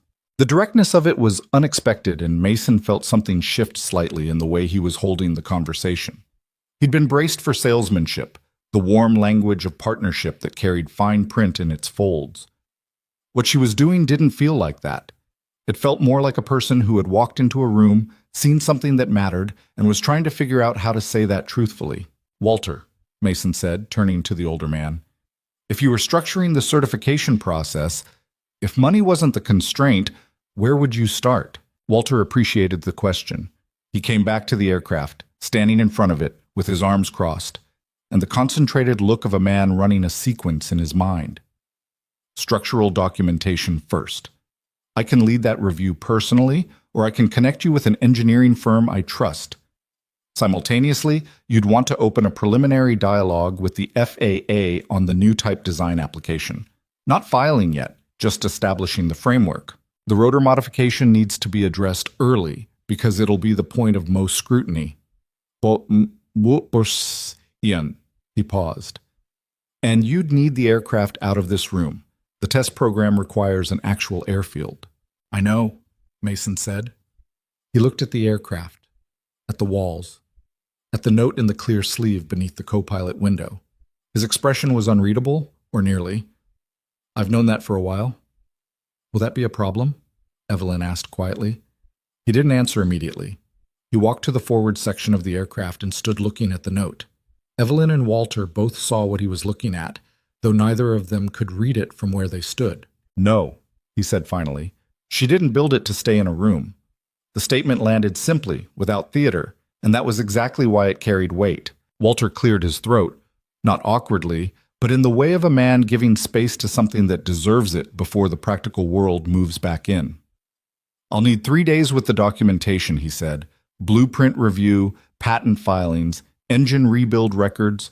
If those hold up to what I've seen here today, I can put together a formal assessment that would support a certification funding proposal. The documentation will hold up, Mason said. Then let's get started. They spent the next 2 hours in the office, Mason's tiny converted closet of an office, which was comically inadequate for 3 adults, so they ended up spreading papers across the main shop work table instead. Mason produced the patent filing documentation, the engine rebuild records, which ran to 2 binders worth of precise, dated entries, and a structural analysis he'd paid a retired aerospace engineer to review 3 years earlier as a private sanity check. Walter read with his glasses on and his canvas bag open beside him, making occasional notes in a small pad in handwriting that was clear and brief and wasted nothing. Evelyn sat on a shop stool across the table, working through her own thoughts with a legal pad she'd pulled from her jacket, occasionally asking Mason a question that wasn't about the technical specifications, but about the operational concept, where Mercy Air Rescue was intended to operate, what communities it was designed to serve, what the deployment model looked like. Mason answered these questions differently than the engineering ones. The engineering questions he answered with the reflexive precision of someone who had spent years inside the numbers. The operational questions, the why underneath the what, he answered more slowly, sometimes stopping in the middle of a sentence to find a different way through, because the operational concept had been Olivia's language and he was always slightly translating when he spoke it. She wanted to start in rural mountain regions, he said at one point, places where the geography makes ground response slow and standard air response impossible. She had specific counties in mind. She'd done the mortality data herself, researched emergency response times versus patient outcomes in rural trauma cases across 6 states. The numbers were... He stopped. She'd cry when she talked about the numbers, and Olivia wasn't someone who cried easily. It would just hit her sometimes. The actual scale of what was preventable. Evelyn had stopped writing on her legal pad. She was just listening. She said the problem wasn't that nobody cared, Mason continued. She said the problem was that nobody had built the right tool yet, that the aircraft that existed were designed for accessible terrain, and the people in inaccessible terrain were just an afterthought, or not even that, just invisible. He looked down at the table. She said she wanted to build something that made them visible. The shop was quiet. Even Walter had stopped writing. "That's what's in the room," Mason said. "That's what all of it is." After a moment, Walter put his pen down on his pad and looked at Mason with the direct, unadorned attention of a man who has heard a lot of things and learned to recognize the ones that are true. "Then we'd better get it certified," he said. The rest of the morning moved through logistics. Walter identified the documentation he needed to take with him. Copies only, Mason made clear, and Walter understood this without being asked to justify it.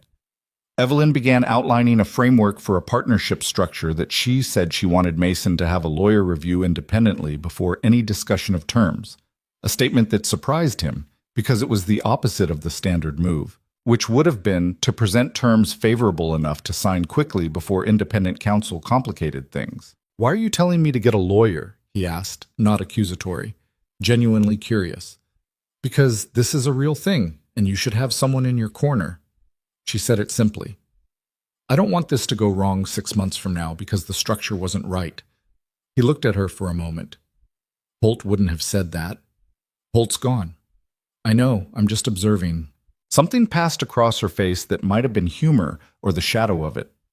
"I've been compared to Douglas Holt about once a week for the last 4 years by people trying to figure out what I actually am," she said. "It stops being interesting after a while." "What are you then?" She considered the question with the seriousness it apparently deserved. Someone who built something from nothing and knows what it takes, and knows what it means when someone else has done the same thing. She paused. "And someone who doesn't want to be the reason a good thing doesn't happen." Mason nodded slowly. He filed that away without comment. By noon, Walter had the documentation he needed packed in his bag, had shaken Mason's hand again, so this time with something in the grip that hadn't been there the first time, and driven away in his truck. Evelyn stayed another 20 minutes, going over the timeline she had in mind, which was aggressive but not unrealistic given Walter's involvement and the resources she could deploy. "The tax lien," Mason said as she was gathering her legal pad. "I've already spoken to the county assessor's office. The standard timeline is restored. Nobody's applying outside pressure anymore." She paused. "The bank contact that Douglas had access to has been informed that the commercial relationship with Carter Development is under review, which it is. They won't be looking for reasons to accelerate your loan review. That doesn't solve the underlying amount, no, but it buys time, and time is what the partnership structure would address." She looked at him. "I'm not going to pretend the financial piece is simple. It isn't, but it's solvable." "You're sure?" "I'm sure that it's solvable. I'm not sure about anything else yet." She said it honestly, without the false confidence of someone packaging uncertainty as reassurance. There are a lot of things that have to work in sequence. Walter's assessment, the legal structure, the FAA preliminary dialogue. Any one of them could produce a problem. "I know," Mason said. "Does that bother you?" He thought about it. "No more than usual," he said. "Problems in sequence are just work." She pulled on her coat. At the bay door she stopped, the same way she had on her first visit. "I want to ask you something, and I want you to answer honestly, even if it's not the answer you think I want. All right? Is there any part of you that doesn't want this? That wants to keep it in that room and not have anyone else involved?" He was quiet for a moment. The question deserved honesty, and the honest answer was complicated. "Yes," he said. "There's a part of me that's been alone with this for 7 years and doesn't know what it looks like with other people in it." He looked toward the back of the shop. "But that part of me isn't the part that matters. The part that matters knows she built it to fly." Evelyn nodded. She pushed open the bay door and the cold October air came through. "Friday made sense," she said. "See you next week." She left. The bay door swung shut. Mason stood in the empty shop for a moment, then went to the radio, turned the volume up slightly on the static blurred country station, and started cleaning up the work table.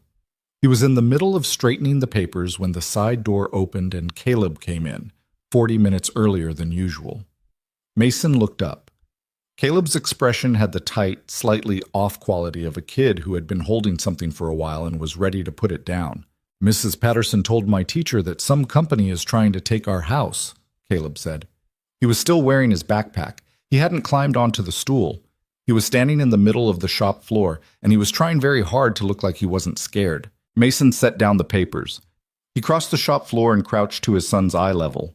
Not something he did often, because Caleb generally preferred to be spoken to straight, but this felt like a moment that required the physical gesture. "Mrs. Patterson is working with incomplete information," Mason said. "But something's happening." Something was happening. It's being dealt with. "By you?" "By me and some other people." He held his son's gaze. "I need you to trust me for a little while longer." Caleb looked at him, doing the thing he did where he assessed the information with Olivia's eyes in his face. "Is the back room part of it?" "Yeah." "Is it good or bad?"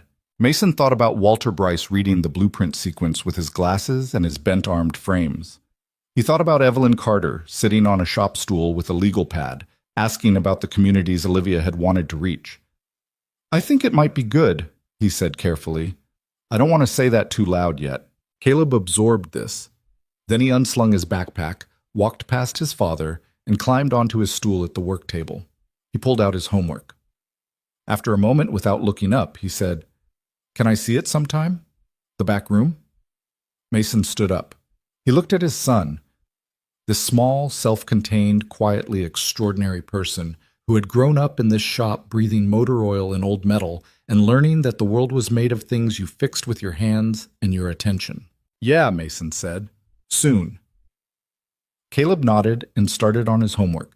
Mason went back to cleaning the work table, and the radio played its distant, static-threaded music. And outside the sky was the cold, clear blue of a late October afternoon that had no particular interest in the human business happening beneath it, but held it all the same, the way sky always does. Without judgment, without commentary, simply as the space through which everything takes place. 3 days after Walter Bryce left with the documentation, Mason's phone rang at 6 in the morning. The number was Walter's. "I'm done with the preliminary review," Walter said. No preamble. "I want to say something before I give you the formal assessment." "All right," Mason said. He was standing at the kitchen window with his coffee, the same place he stood most mornings. The sky outside was still gray. "I've been doing this work for 31 years, Walter said. "I have a certain way I talk about aircraft. Technical, precise. I try to keep sentiment out of it because sentiment doesn't tell you whether the pitch control geometry is sound." A pause. "But I want to say this before we get into the formal language. What you and your wife designed, what you built. It's the real thing. Not almost, not promising, the real thing." Mason held the phone and didn't say anything. "The engine rebuild records are exceptional. The structural documentation, combined with the preliminary analysis your retired engineer did 3 years ago, gives me more than enough to work with. The rotor modification is going to get scrutiny, but I've already sketched out the testing approach, and I believe it will hold." Another pause. "The formal assessment will say all of this in appropriate language, but I wanted to say it plainly first." "Thank you, Walter," Mason said. "Don't thank me. I'm telling you what I found. The work you did, that's worth thanking." The line was quiet for a moment. "She would have liked you," Mason said, which surprised him as he said it. He hadn't planned to say anything personal. It was just suddenly there and true. Walter was quiet for a beat. "I believe I would have liked her," he said. "Now, the formal assessment. I'm going to walk you through the timeline for structural documentation, and I want to talk about the FAA preliminary dialogue because there are a few ways to approach the opening conversation, and some are faster than others." Mason carried his coffee to the kitchen table, sat down, and opened the accounting ledger. He pulled a blank page from the back of it, the page he'd been saving without quite knowing he was saving it, and picked up a pen. He wrote the date at the top, and then he started writing down what came next. The ledger had always been a record of what the numbers said. This page was different. This page was the beginning of a different kind of accounting, one that measured not what was owed, but what was owed toward, what the work had been building toward through 7 years of locked doors and midnight hours and a crumbling garage at the edge of a town that hadn't been paying attention. Outside, Blackwater Creek was waking up in its ordinary way. The diner was opening. The gas station's stuck price sign was still stuck. A truck was pulling onto Route 9 in the early morning gray, its headlights cutting briefly across the kitchen window before moving on. Mason wrote, Walter talked. The coffee went cold again. He didn't notice. Walter's formal assessment arrived by courier on a Wednesday morning, 11 days after his visit to the shop. It was a bound document, 43 pages, printed on heavy paper and organized with the kind of structural precision that only comes from someone who has written a lot of formal assessments and has stopped caring about impressing anyone with the language and started caring exclusively about being accurate. Mason sat in the office, the tiny converted closet, in the folding chair that creaked when he shifted his weight, and read every page. He'd expected to find the places where Walter had softened his verbal enthusiasm into professional caution. That's what formal documents did. They walked back the human response and replaced it with the measured language of liability-aware expertise. He'd braced for qualifications, for the word "however" appearing at strategic intervals. It wasn't like that. Walter's written assessment was, if anything, more direct than what he'd said on the phone. The structural evaluation was comprehensive and used language like fabrication quality consistent with certified manufacturing standards, and stress analysis methodology demonstrates rigorous engineering discipline throughout. The engine section described the rebuild as meticulous, a word engineers used carefully and didn't waste. The rotor modification received 4 pages of its own, which ended with a paragraph that Mason read twice. The proposed pitch control geometry represents a novel approach to a known efficiency problem. The theoretical basis is sound, and the physical implementation, as observed, is consistent with the design intent. Testing will be required to validate in-flight performance claims, but the design merits serious evaluation and should not be dismissed on the basis of its unconventional origin. Unconventional origin. That was Walter's precise professional way of saying, a mechanic built this in a garage, and it's better than what the certified manufacturers are doing. Mason closed the document, set it on the desk, and looked at the wall of the tiny office for a moment. Then he picked up his phone and called Evelyn. Walter's report came, he said. I know, he sent me a copy as well. A pause. How are you feeling about it? Careful, Mason said. Evelyn waited. It's a good report. It says what Walter said in person, which means Walter is consistent, which I appreciate. But a report is still paper. Paper doesn't fly anything. No, she agreed. But it opens doors. What doors specifically? I've been working on the partnership structure with my legal team. I want to present it to you in person rather than sending documents back and forth. There are parts of it that will need conversation, not just review. A pause. Also, I've been contacted by someone I didn't expect. Who? A man named Raymond Chu. He's 71 years old and retired now, but for 22 years he was the chief aviation executive at Continental Rescue Systems, one of the 3 largest emergency aircraft manufacturers in the country. He heard, through Walter, that there was a private build in rural evaluation, and he called me yesterday. Another pause. Mason, he wants to come see it. Mason was quiet. How did Walter know to contact him? He asked. He didn't exactly. Walter mentioned the assessment to a former colleague during a professional call, not specifically, not your name or location, just that he'd seen something worth paying attention to. That colleague mentioned it to Raymond. Raymond called Walter directly. Walter called me because he said he didn't have your permission to give anyone your contact information directly. A brief pause. Walter is a careful man. He is, Mason agreed. He thought about Raymond Chu. Continental Rescue Systems had equipment operating in emergency services across multiple states. He knew the company, had known it for years, had thought about it more than once while sitting in the back room at midnight running through what certification and deployment would eventually require. What does he want? He said he wants to see it. That's all he said. I'll tell you honestly, he was hard to read over the phone. He's not someone who emits enthusiasm easily. But the fact that he called at all and the fact that he asked to come personally rather than sending someone means he thinks it might be worth his time. Raymond Chu does not travel for things that aren't worth his time, Evelyn said. He's 71 and he's been retired for 4 years. He doesn't have to go anywhere. He doesn't choose to go. Mason looked at the wall of the small office. Through the thin partition he could hear the shop, the air compressor cycling, a customer's radio playing from inside a vehicle on the lift.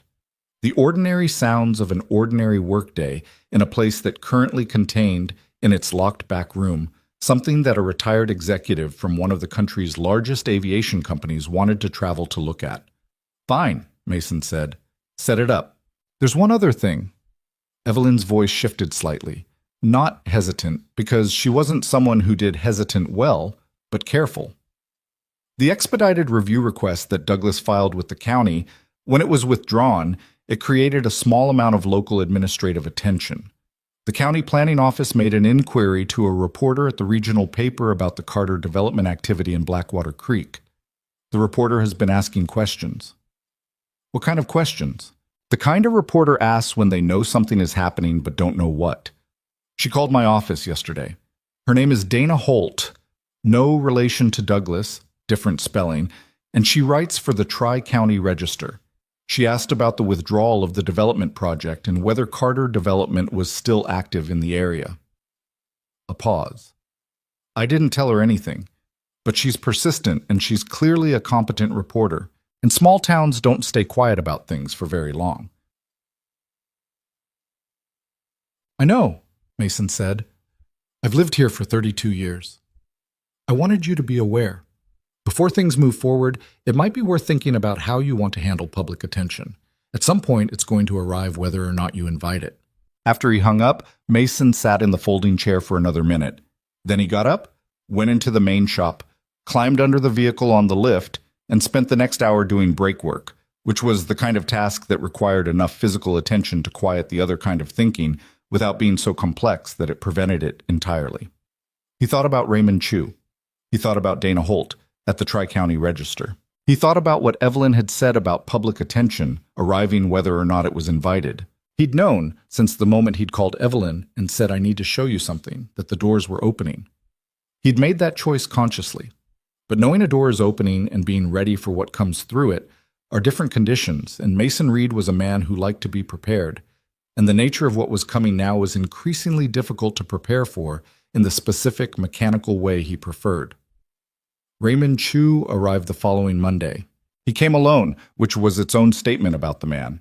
No assistant, no driver. He drove himself from the regional airport in a rented car that he'd apparently chosen at random because it was nothing like the kind of car a person of his resources would choose. A small, slightly underpowered economy sedan that he'd wedged his broad, elderly frame into for the 40-minute drive from the airport, and which he climbed out of in Mason's parking lot with the mild displeasure of someone whose knees had stronger opinions about compact cars than they used to. He was a large man, even at 71, broad through the chest, with hands that had once been physically powerful and still carried the memory of it in their structure. His hair was entirely white, and he kept it short. He wore a plain gray jacket over a dark sweater, and he carried nothing. No bag, no portfolio. He'd come to see, not to present. Evelyn was already at the shop. She and Mason had agreed she'd be present for this, partly because she'd brokered the introduction, and partly because she was now genuinely invested in the outcome in a way that had moved past the professional and into something she probably would have described differently if asked, but which showed in the way she'd arrived 30 minutes early and had spent those 30 minutes asking Mason questions she didn't need the answers to, which was her way of managing anticipation. Raymond shook Mason's hand in the parking lot. His grip was firm in the manner of a man who had shaken thousands of hands professionally and long ago reached the position where he didn't need to perform anything with it. "Walter tells me you built it alone," Raymond said. Not a question, an opening. "Mostly," Mason said. "My wife was part of the design before she died. The build itself, yes." Raymond nodded, accepting this without unnecessary response. "How long?" 7 years of construction. The design started 2 years before that." Raymond looked at the garage. The sagging roof, the faded paint, the sign that still read Red's Auto because Mason still hadn't fixed the missing letter. His expression was unreadable. "All right," he said. "Show me." They went through the shop. Mason noticed Raymond taking in the main bay the way Walter had, reading the space, reading what it said about the person who worked in it. The organized tools, the 2 lifts, the work table. Raymond said nothing. He followed Mason to the back and waited while Mason went through the 3 locks. When the door opened and the work light came up and the room revealed itself, Raymond Chu stood in the entrance and was completely still for a long moment. Then he walked to the aircraft. He didn't go to the walls first the way Walter had. He went directly to the machine itself, straight to the rotor head, where he stood looking at the hub assembly with his hands in his jacket pockets and his face about 8 inches from the metal. He stayed there for 2 full minutes without moving, which was long enough that Evelyn glanced at Mason, and Mason kept his expression steady and looked back at Raymond. Then Raymond walked slowly around the aircraft once, full circuit, stopping at the tail rotor, the landing gear, the medical cabin door. He opened the cabin door and looked inside without stepping in. He closed it. He went to the engine access panel on the starboard side, looked at Mason and said, "May I?" "Go ahead." He opened the panel and looked into the engine bay. Whatever he saw there produced no outward response. He closed the panel. He went to the forward section of the aircraft and looked at the co-pilot window, and Mason watched the older man's eyes find the note in the clear sleeve and read it. 4 words. Raymond stood there for a moment. Then he turned around and looked at Mason with the full, undecorated attention of someone who has spent decades developing a very specific form of judgment and is applying it now. "The rotor modification," Raymond said. "Walk me through the geometry." What followed was 40 minutes of the most technically dense conversation Mason had engaged in since leaving the aerospace industry 7 years earlier. Raymond asked questions that went directly to the mechanical heart of every decision Mason had made.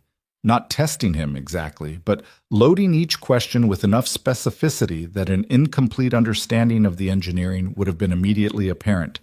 Mason answered each one in full, without hesitation, occasionally going to the wall drawings to trace a detail, once pulling out a calculation notebook from the shelf near the door to show a specific derivation. Raymond didn't interrupt. He listened, looked where Mason pointed, occasionally asked a follow-up that took the discussion a level deeper.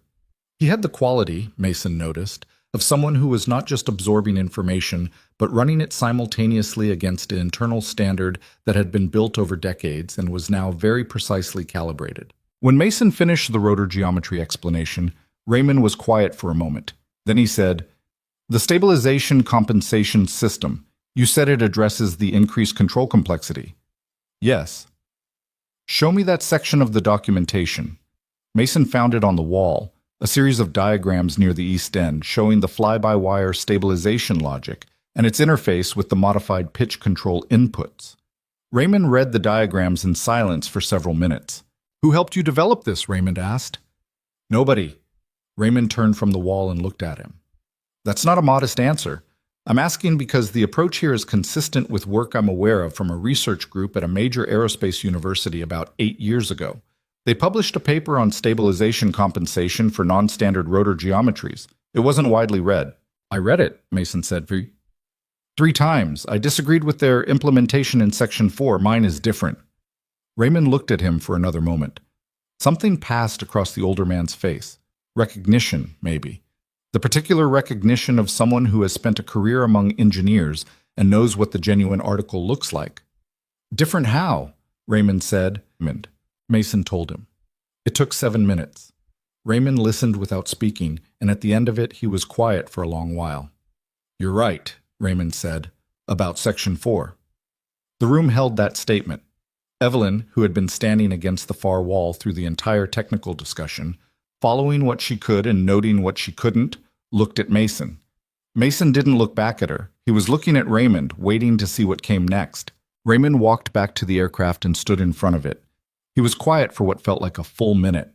Not the stillness of someone unsure of what they think, but the stillness of someone who knows precisely what they think and is deciding how to say it. "I built my career on knowing what was real and what was theater," he said finally. "When I was at Continental, I had people bring me things constantly.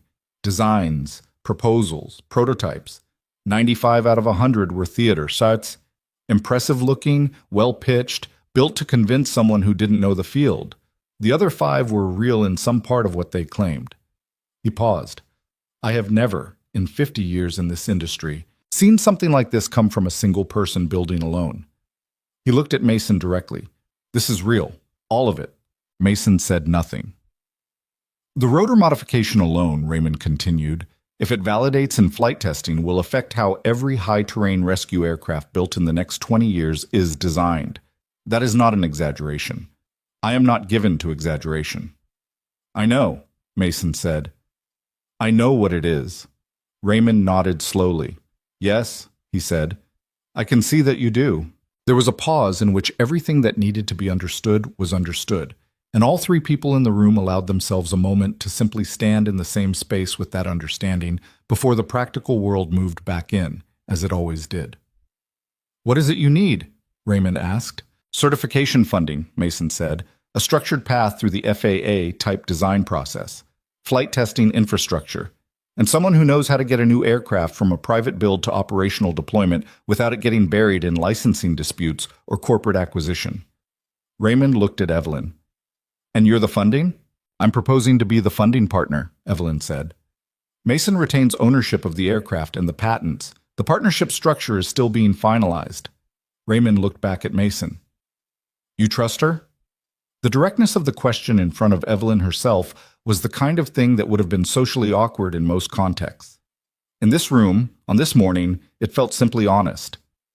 I'm developing it, Mason said. Raymond accepted this. He reached into his jacket pocket and removed a business card, plain, white, just a name and a phone number, and held it out to Mason. I'd like to be involved in the certification process, not as an investor, as an advisor. I know the FAA evaluation teams personally. I know which testing facilities are best suited for a non-standard rotor type, and I have a professional interest in seeing this happen that has nothing to do with money. Mason took the card. Why?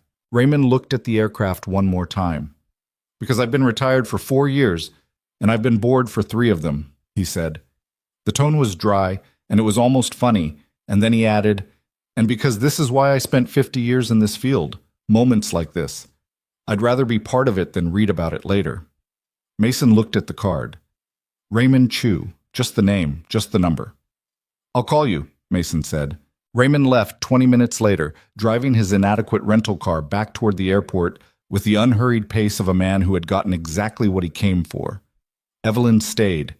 She and Mason sat on opposite sides of the work table in the main shop, her on the stool she'd claimed on her first working visit, Mason on a shop chair he'd pulled from beside the lift. So, she said. So, Mason said. Raymond Chu just told you your helicopter will change the industry. Raymond Chu told me the rotor modification will affect future design, Mason said. That's a specific claim. I'm not going to overexpand it. Evelyn looked at him with the expression she used when she found him simultaneously frustrating and understandable. Are you going to let yourself feel anything about the last 2 hours? Eventually, Mason said. Right now I'm thinking about the certification timeline and whether Raymond's involvement changes the FAA approach. Mason. What? Take 30 seconds. He looked at her. She looked back. He could see that she was genuinely asking, not performing warmth, not managing him toward a particular response, just asking him to be present for what had actually just happened. He sat back in the chair. He looked at the ceiling of the shop, the stained tiles, the fluorescent tubes, the wire conduit running across the top of the east wall. He thought about Raymond Chu standing in front of Olivia's note, with his hands in his jacket pockets and his face 5 years past the age at which most men stopped caring about new things. He thought about Walter Bryce writing meticulous in a formal report because no other word was accurate enough. He thought about Caleb saying she wouldn't want you to give up from behind a math worksheet without looking up. He sat with it for 30 seconds, maybe a little more. Then he said, Okay, now let's talk about the partnership structure. Evelyn made a sound that was almost a laugh and pulled her legal pad from her jacket. They worked for 2 hours. The structure Evelyn's legal team had drafted was more favorable to Mason than he'd expected. Genuinely so, not in the way of a first offer that conceals a negotiating floor. Carter Development would provide the full certification funding as a structured loan to the jointly formed Mercy Air Rescue entity, with Mason as majority controlling partner. The loan would be repaid from operational revenue once the aircraft was certified and deployed. The patents remained entirely in Mason and Olivia's joint name. Evelyn's stake was a minority partnership interest and an advisory role on the business development side. Markets, deployment partnerships, institutional relationships. Not the aircraft, not the mission, the infrastructure around it. The loan structure concerns me, Mason said at one point, pointing at a paragraph in the term sheet she'd printed. Which part? The collateral provision. If the certification process fails, if the FAA doesn't approve the type design, this puts the property back in a vulnerable position. Evelyn looked at the paragraph. You're right, she said. She crossed it out, wrote a note in the margin. We remove it. The loan is unsecured. If the certification fails, Carter absorbs the loss. Mason looked at her. That's a significant concession.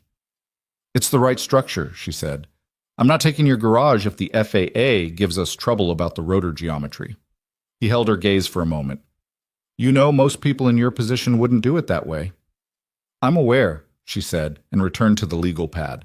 By the time they finished, the light through the shop windows had shifted to the low angle of mid-afternoon.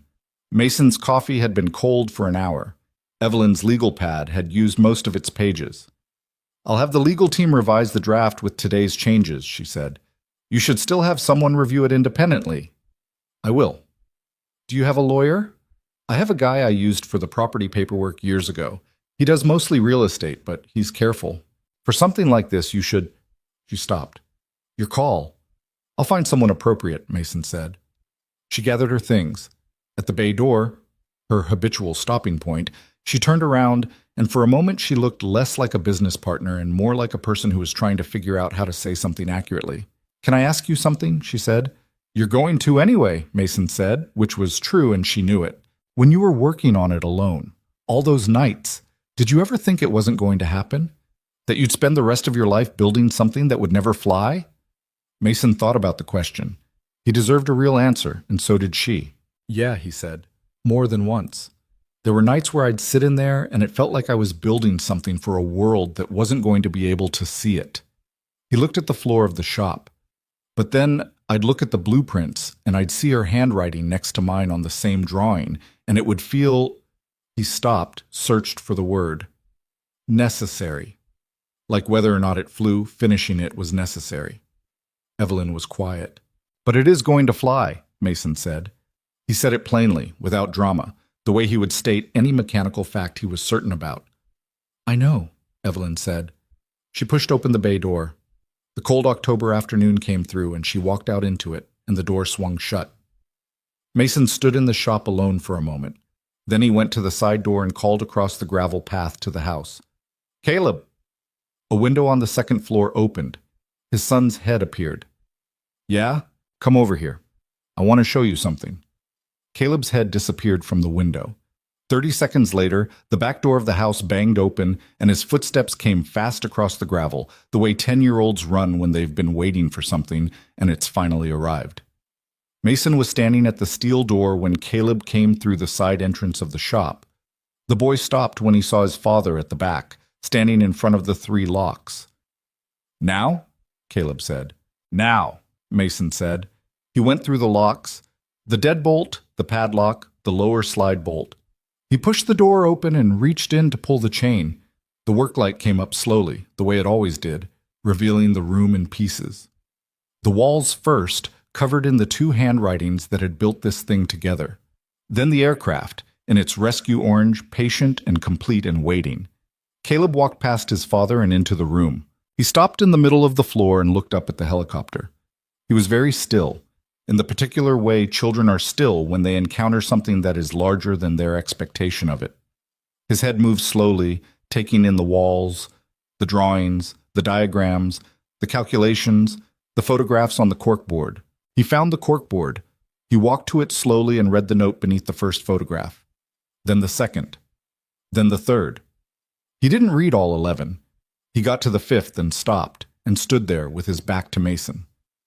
When he turned around, his face had the tight, controlled look of a kid who is not going to cry in front of his father and is working hard at it, and mostly succeeding. She wrote all this?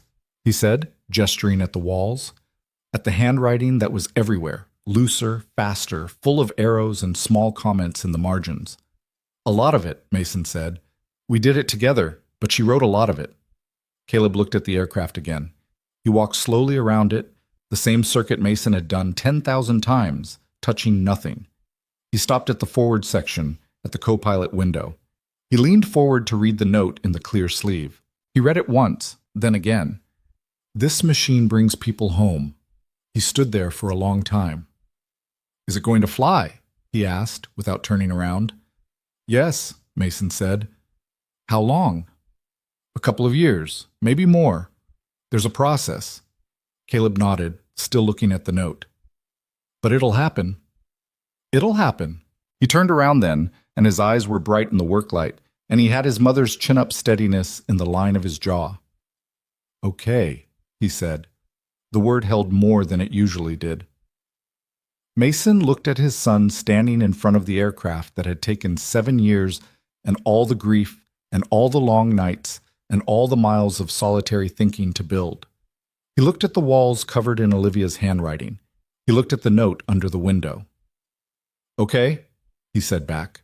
They stood together in the orange-washed room for a while, the father and the son and the machine that was both of them and neither of them and more than either of them, and the quiet of the room held them without asking for anything. Outside, Route 9 carried its ordinary traffic past the faded garage in the fading light of an October afternoon. The bucket in the main shop dripped its patient, irregular rhythm. The radio played something slow and distant through its constant haze of static. And in the back room, for the first time in 7 years, the door was wide open. The partnership agreement was signed on a Thursday afternoon in the third week of November, in the small office at the back of Reed's Auto and Mechanical, at the work table Mason used for diagnostics because there was no other surface large enough for 3 adults to sit around comfortably. Mason's lawyer, a woman named Patricia Osei, who specialized in intellectual property and had driven 2 hours from the city after Mason had described the situation over the phone, and she'd said, "Without hesitation, I'll come to you," had spent 4 days reviewing the revised draft and had come back with 11 suggested modifications. Evelyn's legal team had accepted 9 of them without argument and negotiated the remaining 2 into language that Patricia found acceptable. Mason had read the final document 3 times on his own, the night before, at the kitchen table after Caleb was in bed. Not looking for problems, Patricia had done that work thoroughly. He was reading it the way he read anything he was about to commit to, trying to understand what it meant, concretely, in the day-to-day texture of a life, what it would require of him, what it would change, what it would make possible. The signing itself was not ceremonial. Mason sat in the folding chair that creaked. Evelyn sat on the shop stool she'd claimed over the past several weeks of visits. Patricia stood at the end of the table with her reading glasses on, turning pages to the signature lines with the efficient movements of a woman who had overseen many signings and had long since stopped finding them theatrical. They signed where they needed to sign. Patricia notarized. The whole process took 11 minutes. Afterward, nobody said anything particularly significant. Patricia packed her documents into her briefcase. Evelyn looked at the signed pages for a moment and then set them down. Mason made coffee. The ordinary drip coffee he made every morning in the office's small machine that he'd been meaning to replace for 2 years, and poured 3 cups, and they drank it standing because there weren't enough chairs, and they talked about the certification timeline and the first conversations Walter had already opened with the FAA regional office, and it was practical and necessary and slightly anticlimactic in the way that the formalization of any important thing is always slightly anticlimactic, because the moment of real decision had happened long before this. For Mason, it had happened the night Caleb said she wouldn't want you to give up, and he'd picked up his phone. Everything since then had been the work. The work, as it turned out, was considerable. The structural documentation conversion alone, translating Mason's comprehensive but non-standardized engineering records into the approved formats required for an FA. New type design application. Took 3 months and the sustained effort of an engineering firm that Walter had recommended, a small specialist outfit based in Colorado, whose 4 engineers flew out to Blackwater Creek in January to spend a week in the back room with Mason, going through the blueprints section by section. Mason took a week off from the main shop to focus on it, which meant turning away work he couldn't afford to turn away and doing it anyway, because there was no other way to give the documentation process what it needed. The Colorado engineers were professional and competent, and initially skeptical in the way that credentialed people are sometimes skeptical of work that doesn't come with the credentials they're accustomed to seeing attached to it. That lasted approximately 4 hours. By the second morning, the skepticism had been replaced by something closer to focused fascination, and by the end of the week, the firm's lead engineer, A meticulous woman in her late 40s named Sandra Cho, who communicated primarily through precise statements and well-constructed questions, had told Mason, with the economy of someone who doesn't elaborate unless elaboration is warranted, that his stress calculations for the main rotor system were the most rigorous she'd seen on a private build document. "I've seen better from teams of 8, she said. "Not many." Mason accepted this the same way he accepted most things. Quietly, without letting it rearrange anything inside him that was already arranged. He'd known the calculations were sound. Having someone else confirm it was useful but not transformative. What mattered was the work itself. And the work continued. While the documentation process moved through its stages, Evelyn was building the operational infrastructure around it. The deployment partnership conversations she'd opened with regional emergency management agencies in 3 states were careful and preliminary. Nobody could commit to anything before the aircraft had a certification number and a flight record. But the reception was different from what Mason had expected. He'd braced himself for the particular institutional skepticism reserved for things that came from unexpected places. The kind of skepticism that says we've been approached by many people with promising ideas and means we are not interested. Instead, the emergency management directors who took Evelyn's calls. And then, when she asked Mason to join later conversations, his calls too, responded with the particular attention of people who had been waiting for years for exactly the kind of solution being described.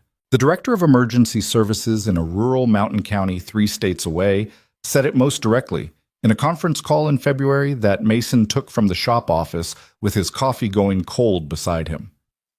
"We lose people every winter because we can't get aircraft into the approach corridors.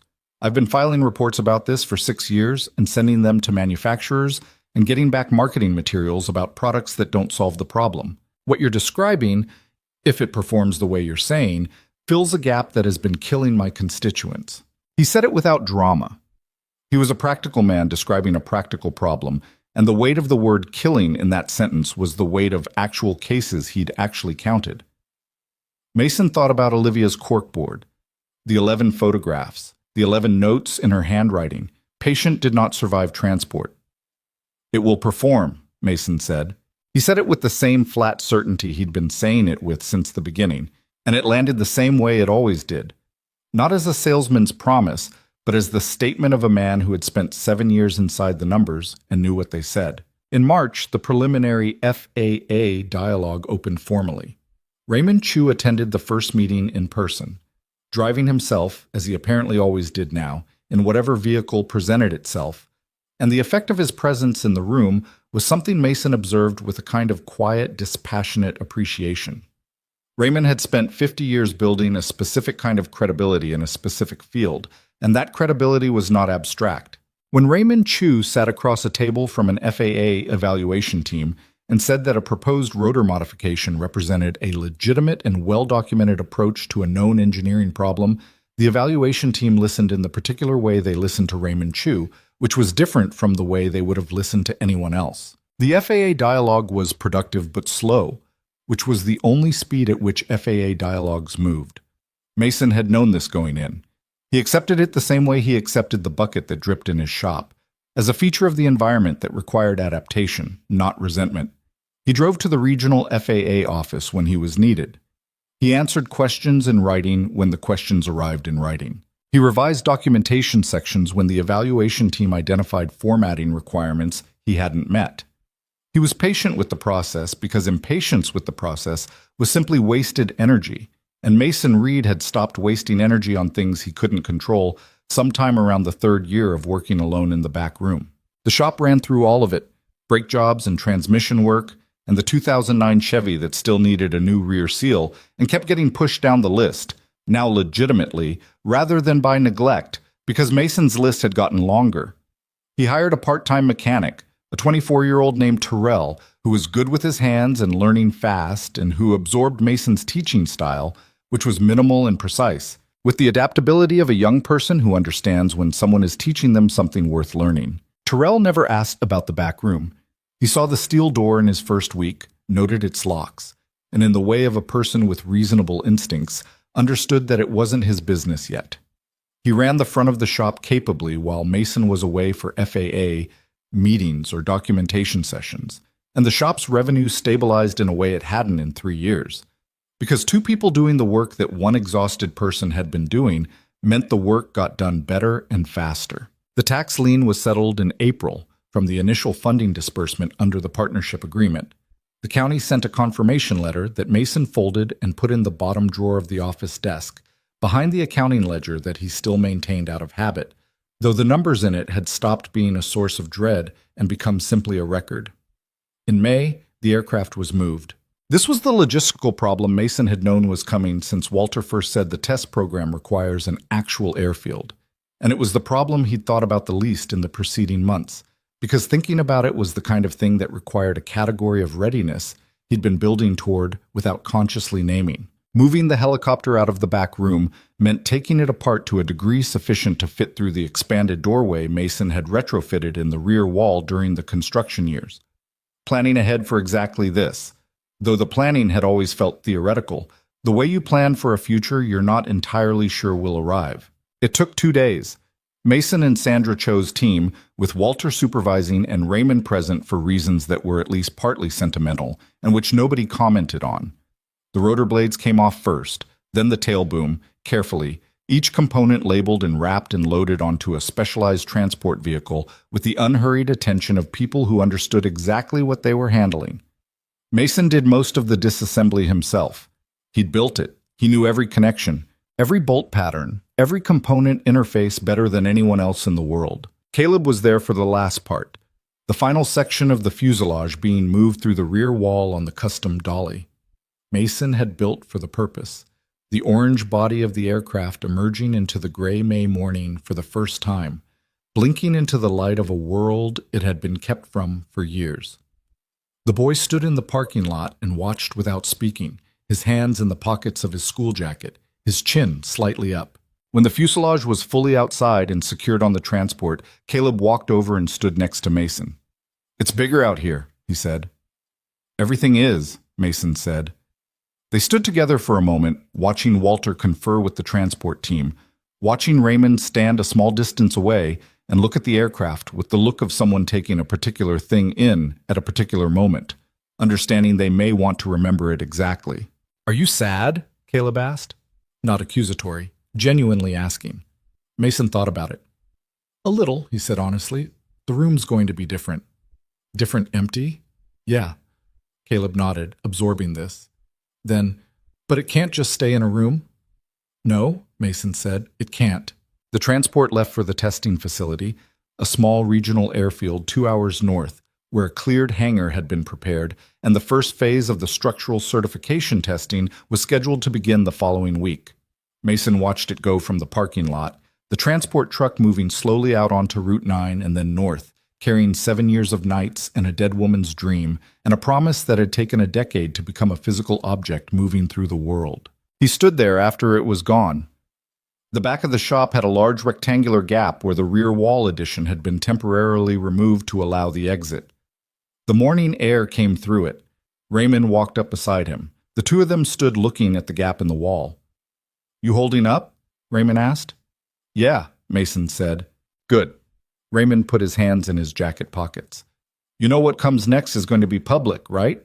The test program, the media. This story... A man builds a rescue helicopter alone in his garage for 7 years. This story is going to travel." "I know." "You ready for that?" Mason considered the question with the seriousness it deserved.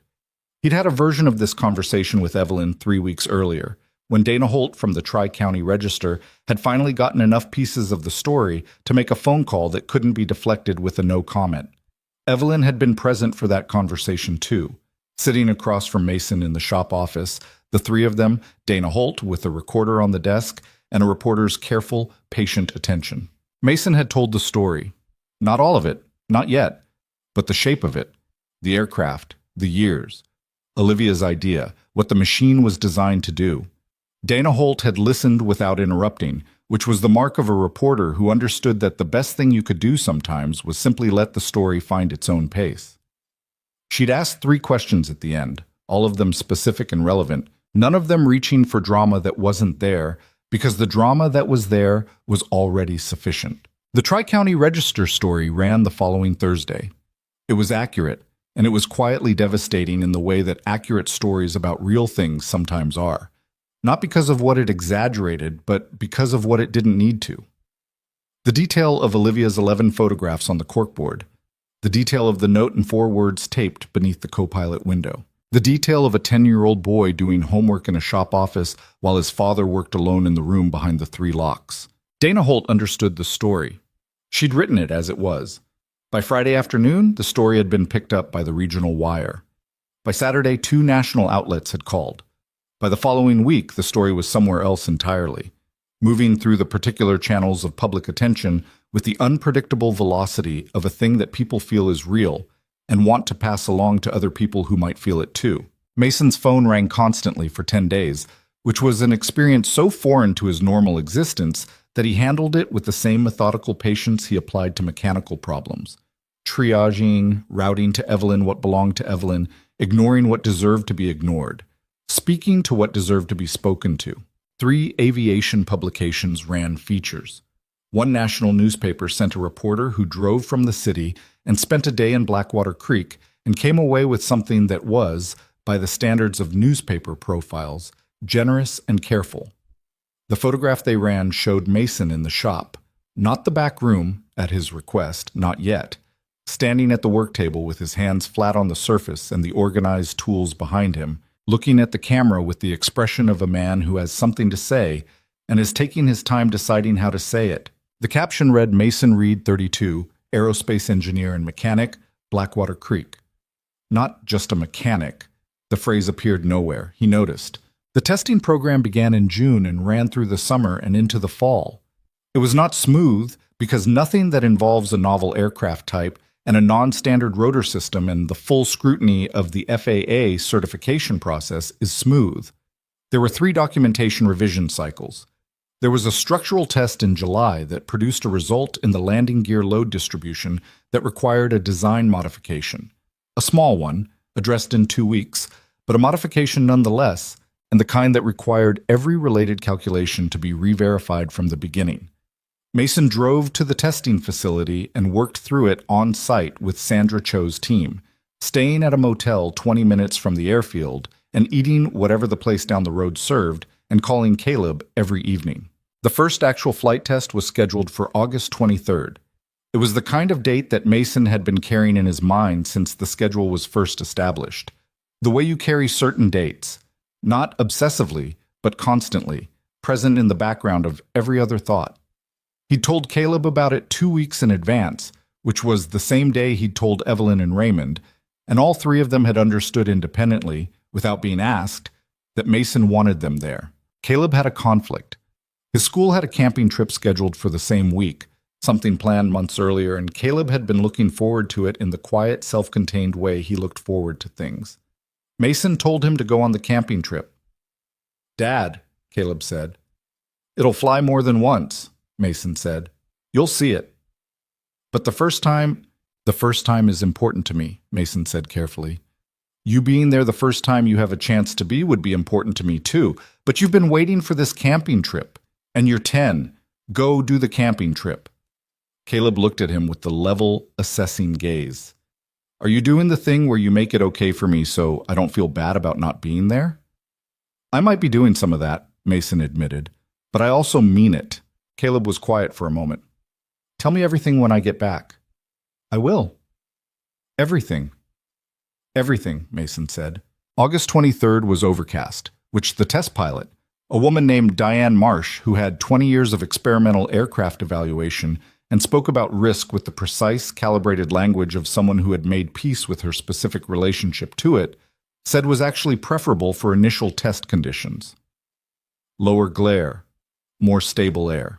Mason stood at the edge of the cleared area with Walter and Raymond and Evelyn and Sandra Cho and 4 members of the FAA evaluation team and watched Diane Marsh go through the pre-flight checks inside the cockpit with the unhurried thoroughness that distinguished a genuinely good pilot from a merely competent one. The engine startup sequence was something Mason had run himself in the back room, in ground tests, with the aircraft stationary and the environment controlled and no space for anything to go unexpectedly wrong. He knew the sound of the turbo shaft catching and building and finding its operating rhythm. He knew the vibration signature of the main rotor engaging at low pitch, the particular resonance of the modified blade geometry at the hub. He knew all of it. He had built all of it. But the sound of it outside, in open air, under an overcast August sky at an actual airfield with actual space around it, that was different. That was the difference between knowing something and experiencing it, and Mason Reed had always been someone who knew the difference between those two conditions and didn't confuse them. The rotor reached operating speed. The aircraft sat on the tarmac with the restless, gathered energy of something that was designed to be in the air and was now sufficiently powered to make that argument on its own behalf. Diane Marsh's voice came through the radio, calm, specific, reporting each system status check in the standard sequence. Walter was standing beside Mason. He had his hands in the pockets of his work jacket and his eyes on the aircraft, and he didn't say anything, which was correct because there was nothing to say. Raymond was 2 steps back, also silent, also watching. Evelyn was standing to Mason's left, close enough that he was aware of her. She had her arms crossed and her eyes on the aircraft, and her expression was the same one he'd seen on her face the first morning she walked into the back room, the focused attention of someone who has stopped calculating and is simply present. Diane Marsh's voice on the radio, "Lifting off!" The aircraft left the ground. It rose straight and steady into the overcast morning air, the way Mason had calculated it would, with a particular smoothness that came from the stabilization system doing exactly what it was designed to do, compensating for the modified rotor geometry in real time, translating what could have been a complex and unpredictable flight envelope into something that felt, from the ground, like simple competence.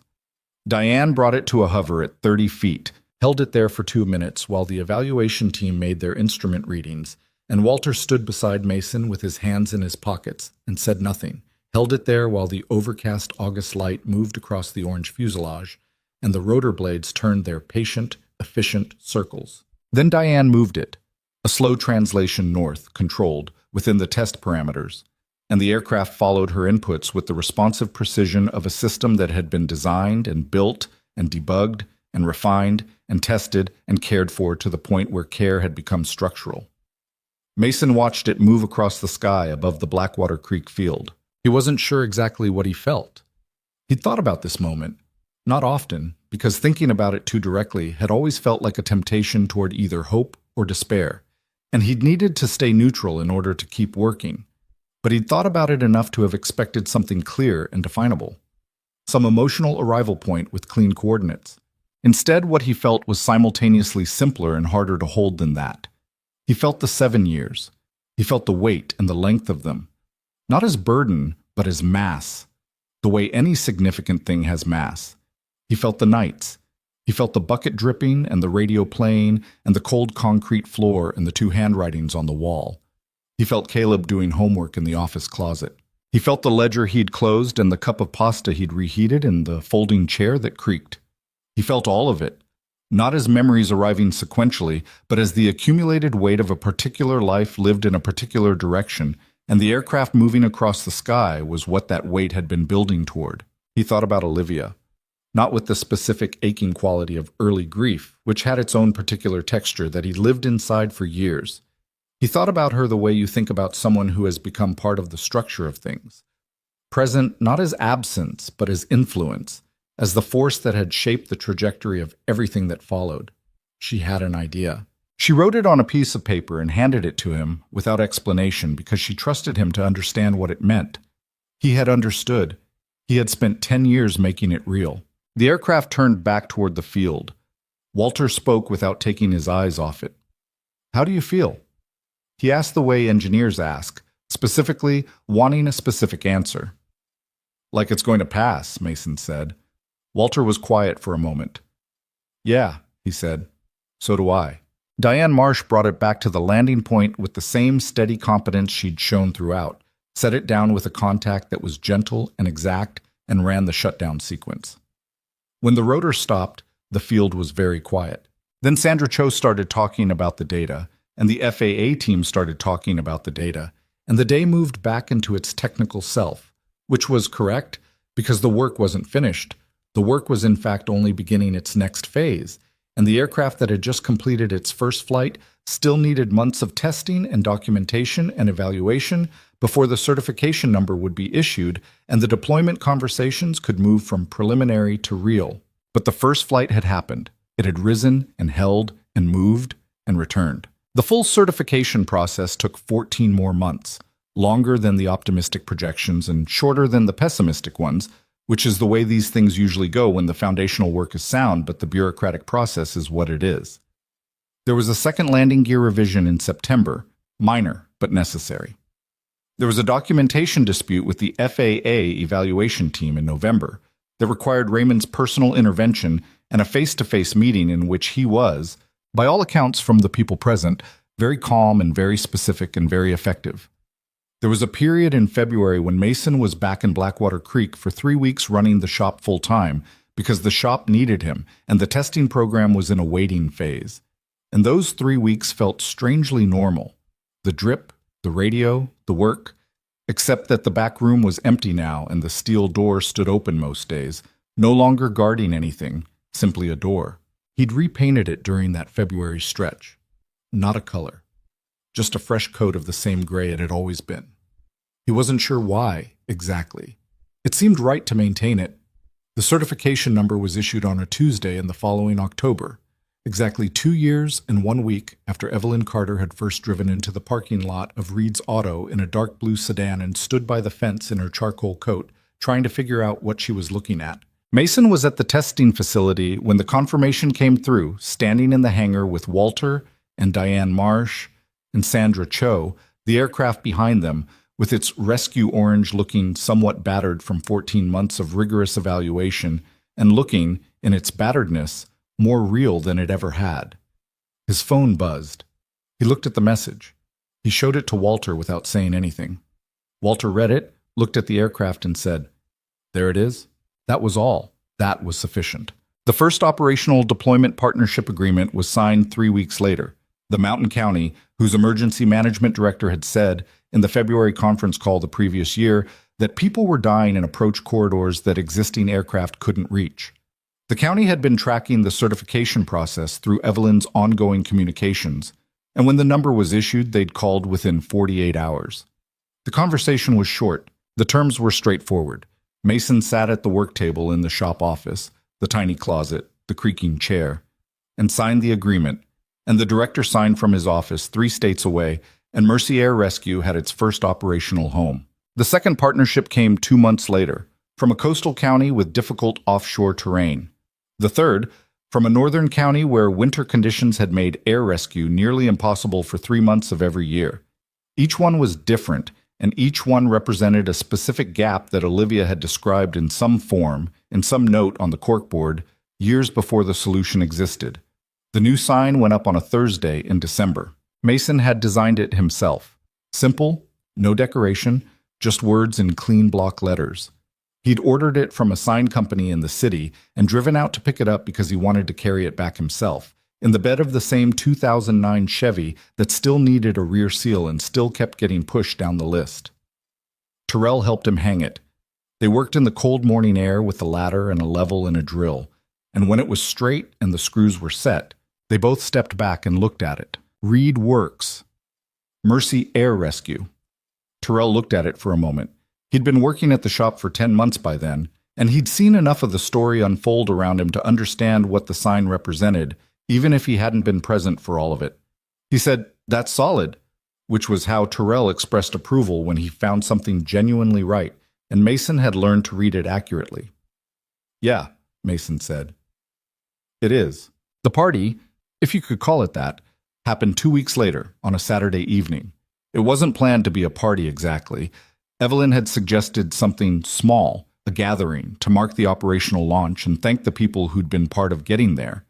Mason had agreed, then spent 2 weeks resisting the urge to reduce it to nothing, because he understood that the impulse to keep things private, to not let the thing become bigger than itself, was an impulse that had served him through the building years but might not be what this particular moment required. Caleb had weighed in on the question directly.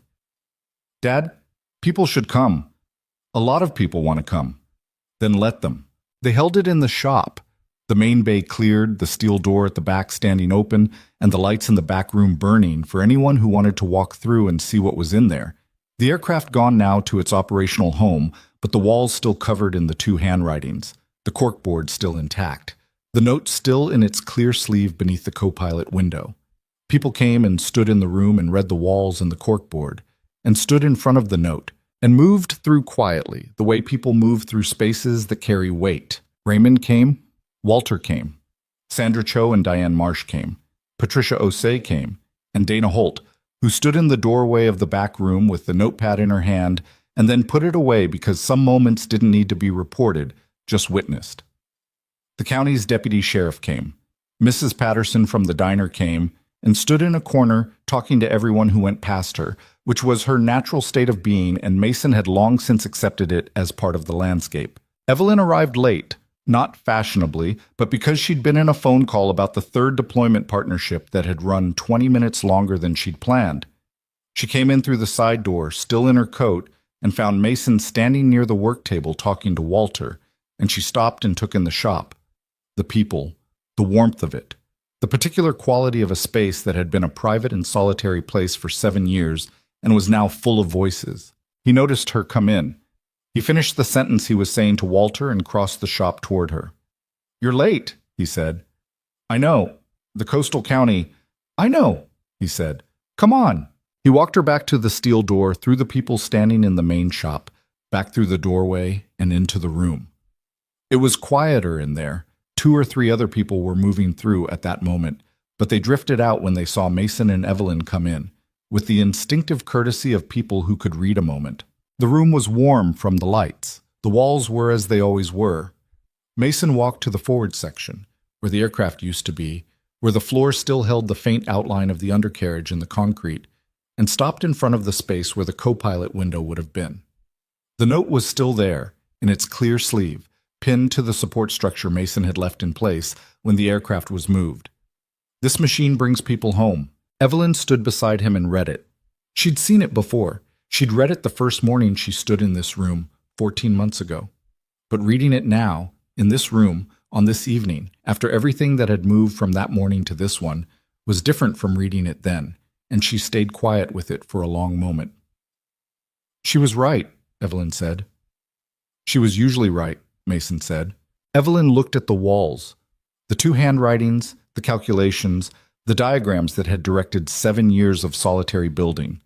Then she looked at Mason, and her expression was the particular expression of someone who has been paying attention to a person over an extended period and has developed an understanding that goes beyond what's been said directly. "Can I ask you something?" she said. "You're going to anyway," he said. They'd had this exchange before, and she almost smiled. "Are you okay?" she asked. "Actually okay. Not managing it okay."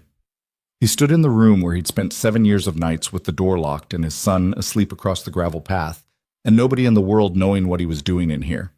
He stood in the room that was now open and lit, and part of a thing larger than a single man's grief and love and refusal to stop. "Yeah," he said. "I think so." "That's good."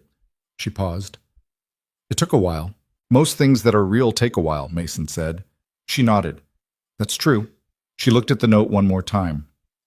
"She would have been proud of you." "She would have been proud of the aircraft," Mason said. "Me, she would have told to get some sleep." The almost smile came through this time. "She sounds like she was a practical woman." "Extremely," Mason said. They stood in the quiet room for another moment, the noise of the people in the main shop a warm, muffled presence through the door. Then Mason turned and walked back through the steel door, and Evelyn followed, and the room stayed as it was, open, lit, holding what it held. Caleb found his father near the work table 20 minutes later. The boy was 11 now, had crossed that particular calendar mark in October, and somewhere in the year just past had acquired a centimeter of height and a slightly longer version of his own particular quietness. He stood beside Mason while Mason talked to someone he didn't know, and waited with the patient ease of a kid who had spent his whole life around adults and understood that conversations ended on their own time. When the conversation finished, Caleb looked up at his father. "Mrs. Patterson's been telling everyone you went to aerospace school." "She's not wrong. She said you were some kind of genius." She's working with incomplete information. Caleb considered this. Mr. Bryce said the rotor modification is going to change rescue aviation for 20 years. Walter tends to be accurate, Mason said. Is it weird? All the people? Mason looked around the shop, full of voices and warmth, the sign outside visible through the cracked bay door, the lights in the back room burning steady.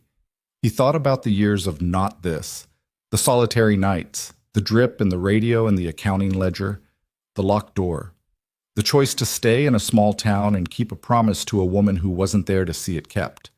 A little, he said honestly, but not bad weird. Caleb nodded. He was quiet for a moment, looking at the shop.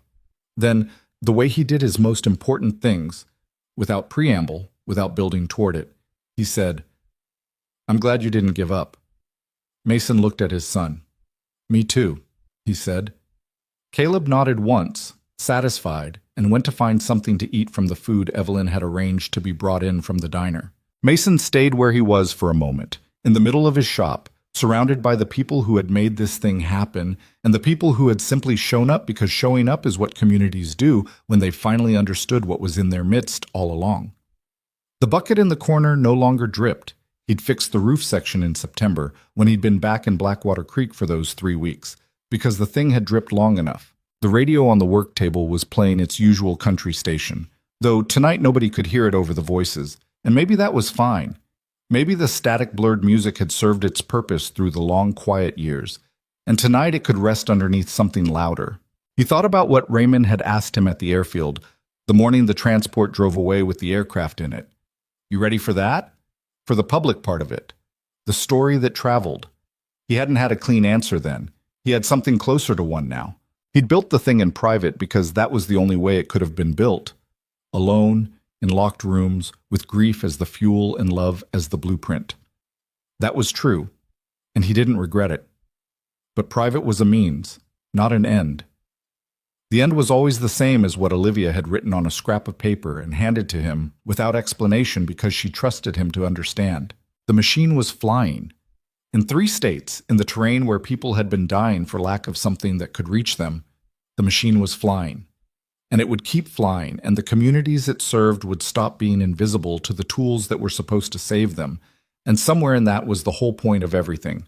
The 7 years, the locked door, the cracked hands and the cold coffee, and the ledger that refused to balance, and the boy growing up in the office closet, patient and extraordinary in his mother's eyes and his face. He'd built it in a forgotten little town because that was where he was when he needed to rebuild himself.